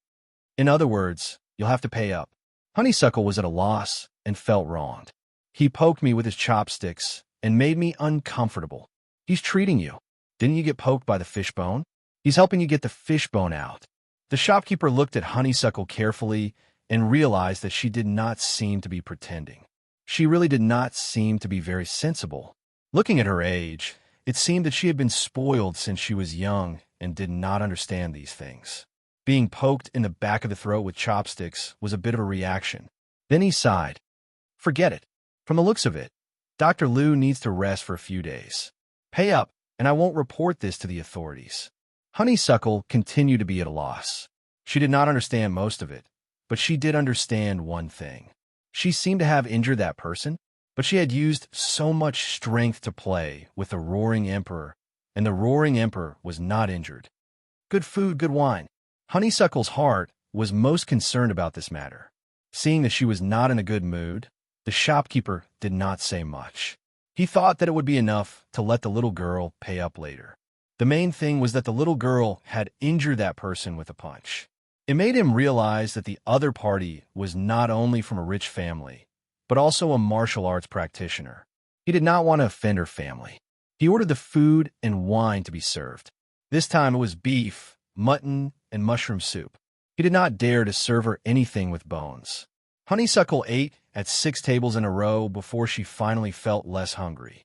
Most of the ingredients in the palace were full of vitality. Even the beef and mutton were of the highest quality. 1 kilogram of meat contained the vitality of several kilograms of ordinary meat. Not to mention, there were often earth-wheel-level beasts as ingredients. Outside, it was completely different. However, Honeysuckle was very happy. She had eaten more delicacies than in the palace. After eating, she sat there and drank jar after jar of wine. After a few jars of wine, the shopkeeper could not sit still anymore.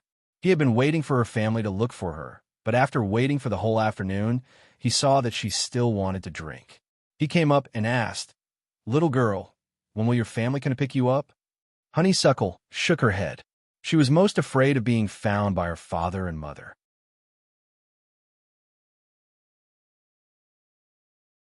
"May I know which family this young lady is from?" Honeysuckle continued to shake her head. "Then where is your family?" Honeysuckle still shook her head. To put it simply, she did not know anything. The shopkeeper did not know whether she didn't know or didn't want to answer. He guessed that it was the latter. Seeing this, he gritted his teeth and said, "Little girl, you better pay for this meal and the money for injuring Dr. Liu. The medical fee for injuring Dr. Liu is 2 taels of silver. You ate 24 dishes and drank 5 jars of potpourri, which is 4 taels of silver. That's a total of 6 taels of silver." Honeysuckle stared at him with her eyes wide open. "What money?" The shopkeeper also stared at her. The two of them stared at each other. The shopkeeper had a bad idea and asked, "Little girl, do you have money?" Honeysuckle looked at him, then at the hall that was once again full of people. She asked loudly, "Who wants to buy me a drink?" The restaurant suddenly became quiet. Everyone had noticed this earlier. After all, such a little girl drinking alone had aroused many people's curiosity. Hearing this, everyone was a little confused. What did this mean? On the contrary, the shopkeeper's face turned black. He asked in disbelief, "Little girl, do you have money?" Honeysuckle didn't look at him. Instead, she looked at the people in the restaurant with anticipation. Seeing that no one wanted to buy her a drink, Honeysuckle didn't know what was going on. Previously, when she sneaked out of Lawn City, the people in the restaurant all wanted to buy her a drink. With a blank look, Honeysuckle felt that something was wrong. She looked at the shopkeeper and asked, "What is money?" The shopkeeper almost spat out a mouthful of blood. The person in front of him didn't even know what money was. The surrounding people immediately burst into laughter. This little girl was indeed spoiled. She snuck out to have fun and didn't even know what money was. "Shopkeeper, how much money does she owe?" Someone suddenly shouted. This person was kind-hearted. He thought that if the money wasn't much, he would pay for it. This little girl looked pretty and interesting. "4 taels of silver." The shopkeeper gestured with his hand. That person immediately lost his voice. 6 taels of silver? How could it be so much? An ordinary person could only earn this much in half a year. "Shopkeeper, are you trying to cheat her of her money?" Someone immediately questioned. The shopkeeper had a bitter smile on his face. This person ate the whole afternoon. 5 jars of potpourri and 24 dishes. That's 4 taels of silver. She even injured Dr. Liu from the neighboring Deji Hall. She has to pay 2 taels of silver. This time, everyone was speechless. Ate the whole afternoon. 24 dishes? 5 jars of wine. This little girl was so young. How could she eat so much? The shopkeeper was also speechless. This person in front of him was really speechless. He knew that she snuck out to have fun and that her family wasn't ordinary. If she didn't have much money, it would have been fine. But 6 taels of silver was not a small amount. "Little girl, do you have anything valuable on you? You can mortgage this first and get your family to redeem it later." Without another word, Honeysuckle took the bag that she carried with her and poured it on the table. The shopkeeper originally had some expectations, but when he saw the things that were poured on the table, he was instantly speechless. What were these things? A few dried rats, a few dried birds, a small piece of bacon, a glass jar that looked like honey, a piece of sugar cane, a few fruits. Honeysuckle generously pointed at the things on the table. "Which one do you want?" These things were all his treasures. But since he had eaten her food, he would give her whatever she wanted. The shopkeeper was on the verge of crying. "I don't want any of them." At this time, a few people walked in and realized that the atmosphere in the restaurant wasn't right. They immediately followed the gaze of the crowd. When 2 of them saw Honeysuckle, their eyes instantly lit up. "Shopkeeper, what's going on?" A man with a wretched face and rat eyes shouted. The crowd in the restaurant was originally attracted by Honeysuckle's food. When they noticed the newcomers, their expressions all changed and they looked away. When the shopkeeper turned his head to look at the newcomers, his eyes couldn't help but reveal a look of disgust and fear. "Not good. Why did these rats come?" He hurriedly waved his hand. "Nothing, nothing. I think you have something to say. If you have something to say, why don't you tell us? Which family is this little girl from?" A young man with a frivolous smile placed his hand on the shopkeeper's shoulder. He looked at Honeysuckle as if he had seen a treasure. First, set a small goal. For example, remember, bookseller's residence.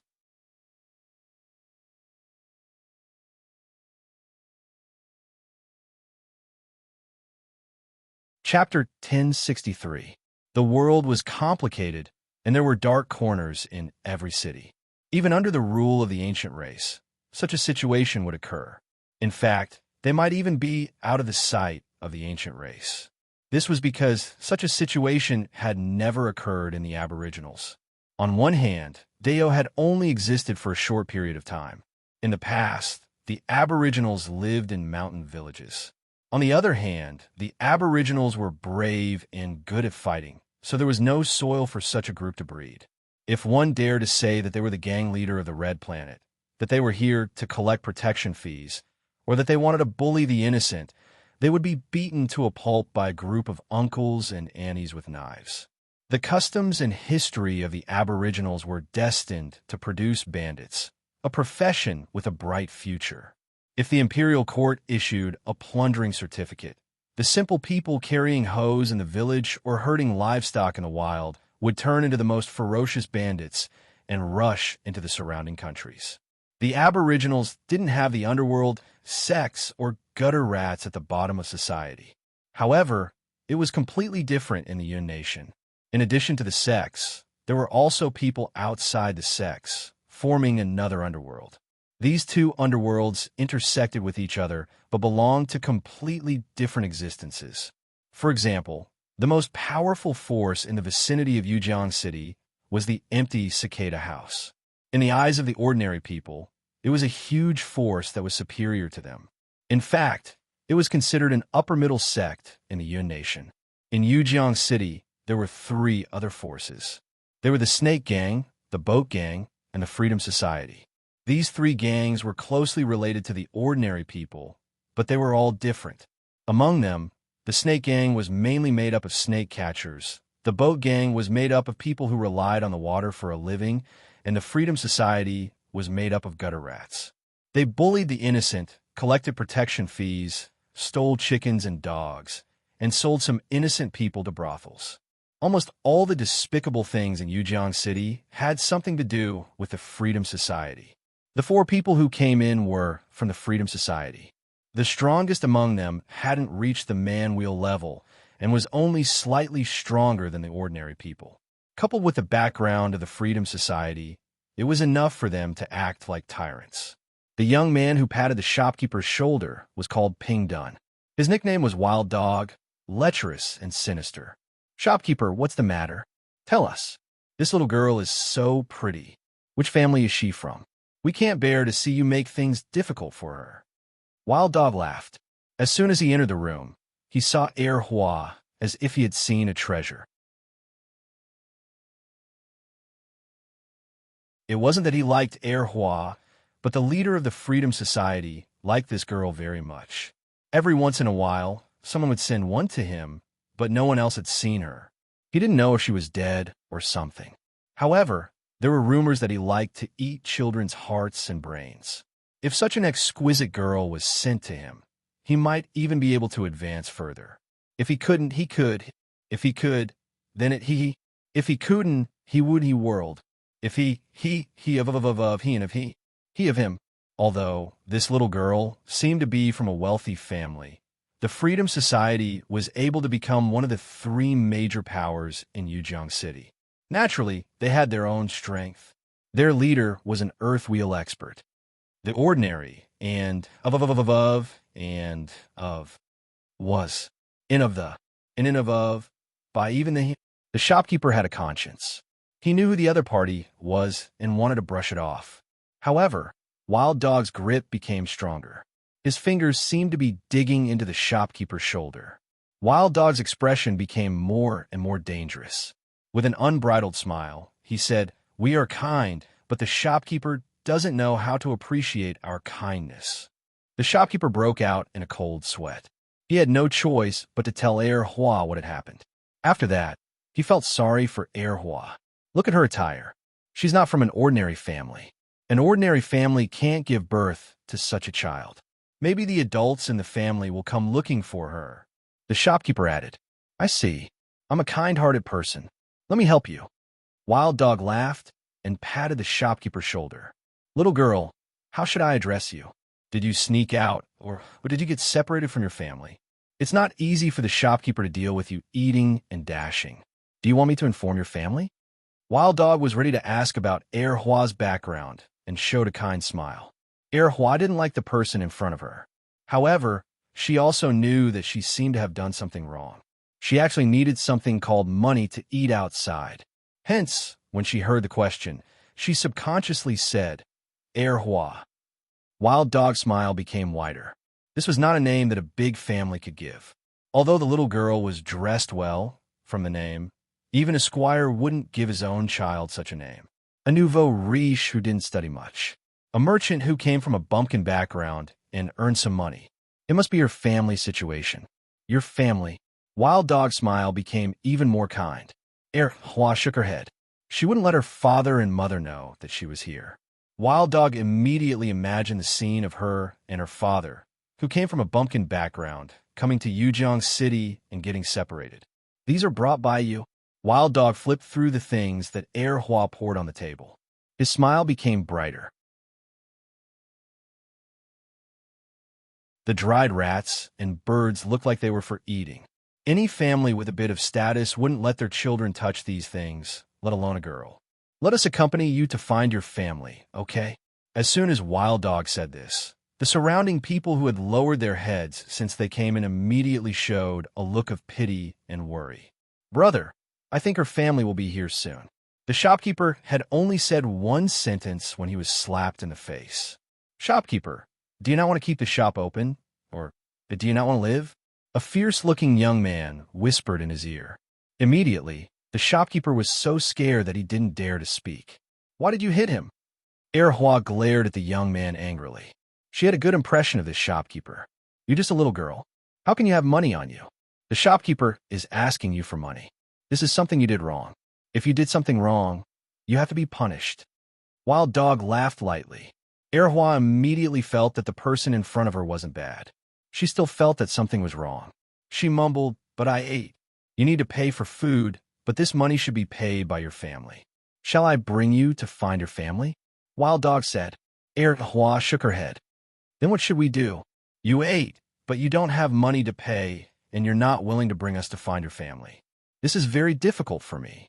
Wild Dog was even happier in his heart, but his expression was very conflicted. Erhua naturally didn't know what to do. Not only do you not have money, but you also have nowhere to go now, right? Erhua nodded again. Wild Dog thought for a long time before saying, How about this? I'll be the middleman. You owe the shopkeeper money. You can pay when you find your family. Before that, I'll find a place for you to stay. Erhua shook her head. She didn't want to find her father and mother. Wild Dog was slightly surprised. Then he changed his way of saying, How about this? I'll find you a job. I'll take care of your food and accommodation. You can return the money to the shopkeeper after you earn it. Erhua didn't know what he meant by finding a job, but she nodded her head forcefully. The shopkeeper's face showed that he couldn't bear it. The Freedom Society often forced girls into prostitution. In his opinion, this was what the other party was planning. Even if this little girl was young, she would become an extremely beautiful girl after a few years and could be sold for a good price. But he didn't dare to say it now. He only regretted it in his heart. If he knew this would happen, he would rather not have the 6 tails of silver. Then follow me. Wild Dog stood up with a smile and patted the shopkeeper's shoulder. He looked at him with a sinister gaze and said in an extremely happy voice, Shopkeeper, you don't have any objections to what I said, right? Erhua kept her snacks and said to the shopkeeper very seriously, I'll give you the money. When they left the restaurant, the shopkeeper seemed to have lost all his strength and sat there paralyzed. The others were also silent. Although this wasn't the first time they heard about this, seeing such a beautiful little girl fall into the hands of those rats made them feel suffocated. But what could they do? I'll report it to the authorities. Someone whispered. Immediately, someone pulled him back. If reporting to the authorities was useful, would the Freedom Society be so savage? You'll be the first to die. Everyone became even more silent. First, set a small goal, such as 1 second. Remember, bookseller's house.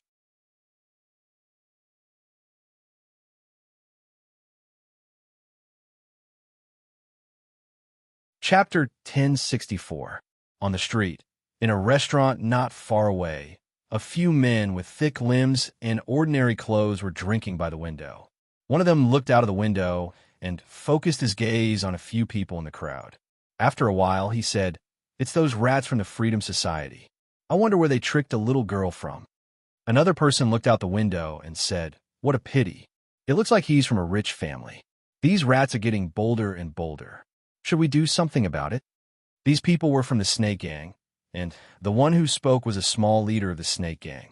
He was at the initial stage of the man will level and naturally didn't care about the people from the Freedom Society. Forget it, don't be a busybody. Old Fu is getting more and more difficult to deal with these 2 years. Old Man Fu was the helper of the Freedom Association. Although the boat gang was slightly stronger than the Freedom Association, the strength of the boat gang's leader was a level lower than Old Man Fu. Naturally, he was unwilling to provoke the Freedom Association for other matters. On the roof of a building not far away, a man wearing leather armor sat on the roof. His eyes were like a hawk's as they fell on a few people in the crowd. Honeysuckle's confusion had disappeared. He looked at the crowd and the shops on both sides of the street with excitement. She didn't know where to go anyway, so she was tricked by a few simple words. If Rinpoche knew about this, he wondered what kind of expression he would have. Wild Dog asked Erhua a few questions from time to time, mainly to find out her background. But every time he asked about this, Erhua would shake her head. Seeing this, Wild Dog didn't ask any further. From the other party's name and the things he brought, it didn't seem like he had any background. He believed that he was good at reading people. Otherwise, he would have died in some corner long ago. As for what he was doing now, it wasn't the first time he was doing it. It was just that in the past, he sold it to a brothel. This time, he only needed to give it to the gang leader. In his heart, he was thinking about what kind of reward such a high-quality person could receive. Would it be gold or some precious cultivation method? No matter what, he would be able to enter the gang leader's eyes. This last point was just as important as the previous rewards. He brought Honeysuckle to where the Freedom Society was located. It was a courtyard with 3 entrances and 3 exits in the east of Yujiang City. The surrounding area was where the Freedom Society was located. Wild Dog, who is this? The 2 guards at the door were surprised to see Two Blossom. Even though Honeysuckle was beautiful, she was still young. Not everyone was a Lullicon. Sect leader will probably want to see her. Wild Dog's words were not subtle. The 2 of them immediately understood. Bringing Hua to a courtyard, Wild Dog smiled warmly at her. You can rest here first. Then she gave a look to the left and right, asking them to look at her. The courtyard wasn't big and was even a little run down. It was used to look after children, like 2 flowers. There were still 2 guards in the courtyard. Wild Dog smiled and asked someone to send Hua in before he left. Doubtlessly, Hua did not know any of this. When he was sent into the house, he felt that it was very small and could not be compared to the palace. However, she didn't care. Instead, she was thinking about where to go tomorrow. You want to see the gang leader? The gang leader is cultivating and has no time to see you. Wild Dog, who was eager to take credit, was rebuffed. When will the gang leader come out? I found some good stuff. Sect Master will definitely like it. Go look for Deacon Lin. Wild Dog didn't even have the chance to see the leader of the Freedom Association. Although he could flaunt his prowess in front of ordinary people, he was only at the middle and lower levels of the easygoing society. At most, he was a small leader with only a few people under his command. Therefore, he took it for granted. If it wasn't for the good stuff, he wouldn't have been able to see Deacon Lin whenever he wanted to. After a while, he met with Deacon Lin and only received a sentence. Let's talk tomorrow. Not long after, Hua heard a faint sobbing sound that seemed to be nearby. Curious and excited, she couldn't fall asleep, so she pushed the door open and went out. There was no one in the courtyard who sent her here.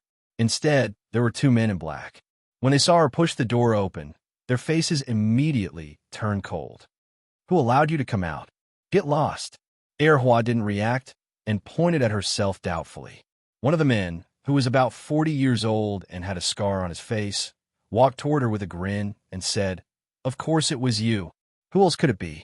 Little bastard, since you are here, you better stay here obediently. Although Hua was young and insensible, she could understand what was being said and could tell the attitude of others. When she saw the grin on this man's face, she immediately raised her eyebrows and felt very angry. No one had ever spoken to her like this before. If Rinpochian saw her expression, he would definitely find it very familiar. The Empress always had this expression when she wanted to kill someone. With a grin on his face, the man reached out to grab Hua's head and pushed her forward. Seeing that the man was going to grab her head, Hua became even more furious and rammed her head into him without thinking. Bang! The man flew backward and spat out a mouthful of blood in midair. The other man was shocked. The people who were sent to this courtyard were all children, and he didn't expect that there would be an expert among them. Although he didn't see clearly, he knew that the person who sent his companion flying and spat out blood definitely wasn't an ordinary person. Little bastard, you are courting death. The other man cursed, drew a knife from his waist, and slashed at Hua. Seeing the knife, Hua was a little afraid. The other man was very fierce and had a weapon. She didn't have any combat experience. Fortunately, the other party was very slow.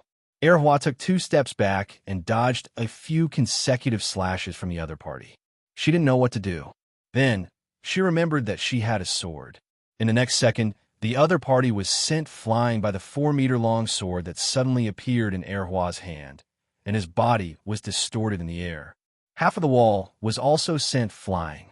When Erhua ran out of the house, 7 or 8 people had already rushed into the courtyard. When they saw the 2 people lying in the courtyard, they all cursed and rushed over with their knives drawn. Erhua felt very wronged. These people all wanted to beat her up. She felt that she was being bullied. However, she had just sent a person flying with a sword, and this gave her some confidence. The small wooden sword in her hand grew bigger, bigger, and bigger. A 4-meter-long wooden sword that looked like a wooden plank appeared in her hand, and it directly stunned the people who were rushing over. Erhua slapped horizontally again and again and again. It was as if she was slapping flies. The people who were rushing over were all sent flying back into the wall or out of the courtyard. More people jumped onto the wall and looked at the little girl in the courtyard who was waving the wooden plank with her eyes closed. They were all dumbfounded. "Who are you?" Deacon Lin, who rushed over, appeared in front of the door. He stared at the small figure in the courtyard and was a little puzzled. How old was this child? How could she be so strong? No matter how he looked at it, Erhua was just an ordinary person. The only thing was that she was terrifyingly strong. Under the fierce gazes of so many people, Erhua's face was full of grievance. She finally remembered who she was. "I'm your father." Deacon Lin was so angry that smoke was coming out of his head. He stared coldly at Erhua and ordered, "Take her down." On the roof of a house not far away, a man wearing leather armor was holding a telescope and looking at what was happening here. He was originally prepared to make a move, but when he saw the wooden plank in Erhua's hand, he felt that he could wait a little longer. As expected of the princess, as expected of His Majesty's daughter. Although she is young, she has the demeanor of His Majesty. The man praised with a smile on his face. First, set a small goal, such as 1 second. Remember, bookseller's residence.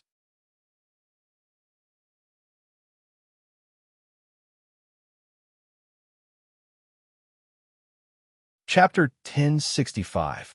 Although the words, "I'm your father," were spoken in a soft and adorable voice with a tinge of grievance and doubt, it still made Deacon Lin's face turn green. Although Deacon Lin was considered a big shot in Yujiang City, he was only at the bottom of the hierarchy in the Yun Nation. However, his past had distorted his self-esteem. Therefore, at his command, dozens of people on and off the walls pounced on Erhua. The scene was spectacular. However, under the force of the wooden door in Erhua's hand, they were sent flying one by one.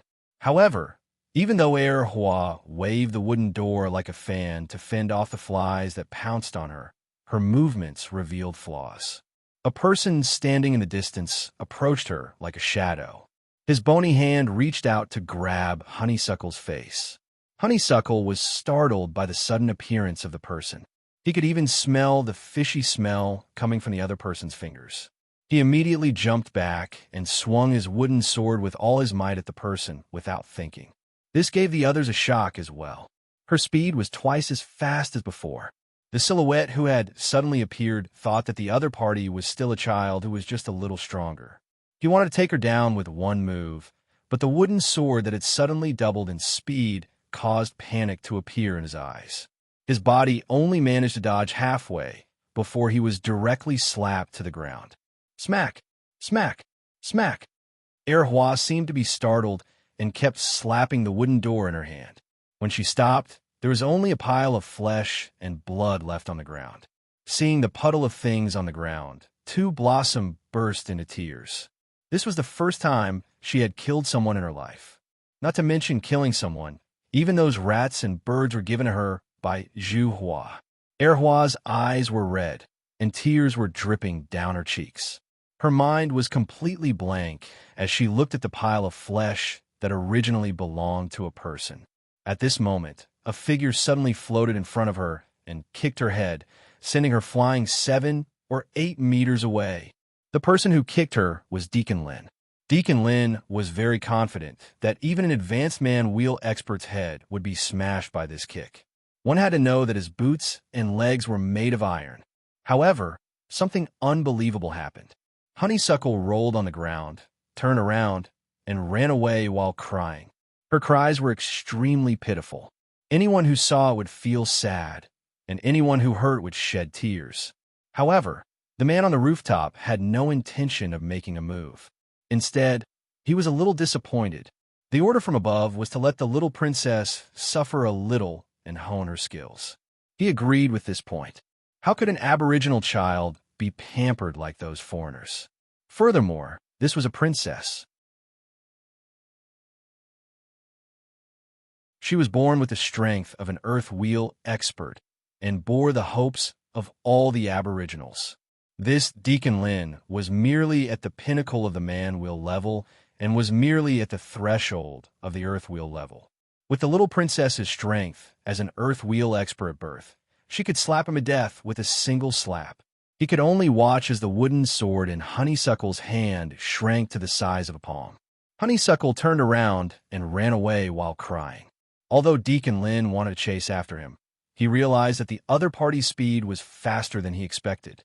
This caused him to be slightly shocked. After all, the other party was only a 7- or 8-year-old child. Not only did he not die from his kick, but he also had such a fast speed. With such strength at such a young age, he definitely didn't come from a humble background like that bastard had said. Furthermore, the door in his hand that could change its size was definitely a treasure. If he was still looking down on her just now, Deacon Lin now understood and thought, I'm in trouble. Now, he only had two choices. The first was to let her run away and bring her family to take revenge. Although she didn't seem to have suffered much, he had given her a kick. He didn't know how serious her injuries were. According to Deacon Lin's conjecture, even if she was fine now, she definitely wouldn't be able to recover. Her family definitely wouldn't let him off. The second choice was to kill her. Then, he would kill everyone who knew about this and refused to admit to it. The second choice was definitely more dangerous than the first, but he could only choose the second one. Otherwise, if the other party came looking for him and was stronger than the Freedom Sect, the sect leader would definitely hand him over. Of course, there was still a third choice, which was to give up everything and leave right now. However, he didn't even know who the other party was or what their background was. If he gave up everything in Yujiang City and fled in a sorry state, no normal person would do such a thing. Although it sounded like a long time, in reality, it was only a few seconds. These thoughts flashed through Deacon Lin's mind, and he directly chased after her. From his point of view, although that little brat wasn't slow and had great strength, he didn't have any tricks up his sleeves. He was definitely not a match for him. Honeysuckle cried as she ran out. She was mainly frightened. First, she had killed someone, and second, she had been kicked in the head. She had never experienced anything like this before. Honeysuckle, who was only 3 years old, had her mind completely blank. She ran all over the roof. Then, she ran all the way out of the city before rubbing her red eyes and wiping her snot on her clothes. Looking at the darkness around her, she didn't know where to go. She randomly found a direction and ran, but her speed slowed down. In just a few minutes, Deacon Lin caught up to her. He didn't say anything and directly pounced on her head, kicking Honeysuckle's head. Honeysuckle was kicked away again. While she was still in the air, Deacon Lin kicked her again and again, hitting her 37 times in a row. However, if there was a health bar above Honeysuckle's head, it would only be a few strands. Then, Deacon Lin kicked another door panel. Honeysuckle was also going crazy. Although she was frightened at first, after being kicked dozens of times in a row, all that was left in her mind was anger. After landing on ground, she rolled over and waved the door panel at Deacon Lin. Deacon Lin wasn't wrong. Honeysuckle really didn't know any tricks. However, he was wrong about one thing. The door panel in Honeysuckle's hand was too big and strong. When it was only facing him, even he couldn't find a chance to dodge it. However, Honeysuckle's speed was too fast. She chased after him, one door panel after another, chasing him and slapping him. Honeysuckle couldn't hit him, but he couldn't do anything to her either. The two of them were in a stalemate for 15 minutes. The anger in Honeysuckle's heart subsided, and her childish nature came out. She wanted to run again. However, Deacon Lin kept following her. Honeysuckle turned around again, took the door panel, and slapped everywhere. The two of them fought for a long time, and no one knew where they ran to. Seeing that the sky was turning bright, Deacon Lin also began to retreat. At the beginning, the two of them were fighting, and he wanted to exhaust the little girl's strength. However, after a night, the other party was still full of energy, but he had almost used up all his strength. Just now, he almost didn't dodge and was hit by the other party. He didn't know if it was an illusion, but the little girl's movements seemed to be faster, and it seemed to be a little more methodical. Just when Deacon Lin was hesitating, Honeysuckle suddenly turned around and threw the door panel at him. At this time, Deacon Lin's speed was also a lot slower, and he was almost hit by the door panel. He was so scared that he broke out in a cold sweat. He made up his mind that he couldn't fight anymore. He would go back to pack his things and leave Yujiang City. However, when he dodged the door panel, he suddenly found that the little figure had taken this opportunity to crash into his arms. Small fists hammered her chest. In an instant, Deacon Lin didn't know how many small fists he had suffered. First, set a small goal, such as 1 second. You're tuning in to the Romance Rendezvous YouTube channel. We're so grateful for your support, and don't forget to subscribe to join us on this incredible journey through captivating stories. Your generosity through donations truly makes a world of difference, as it's the primary source of revenue that allows me to expand and enhance this channel for you. Thank you from the bottom of my heart for being a part of this adventure.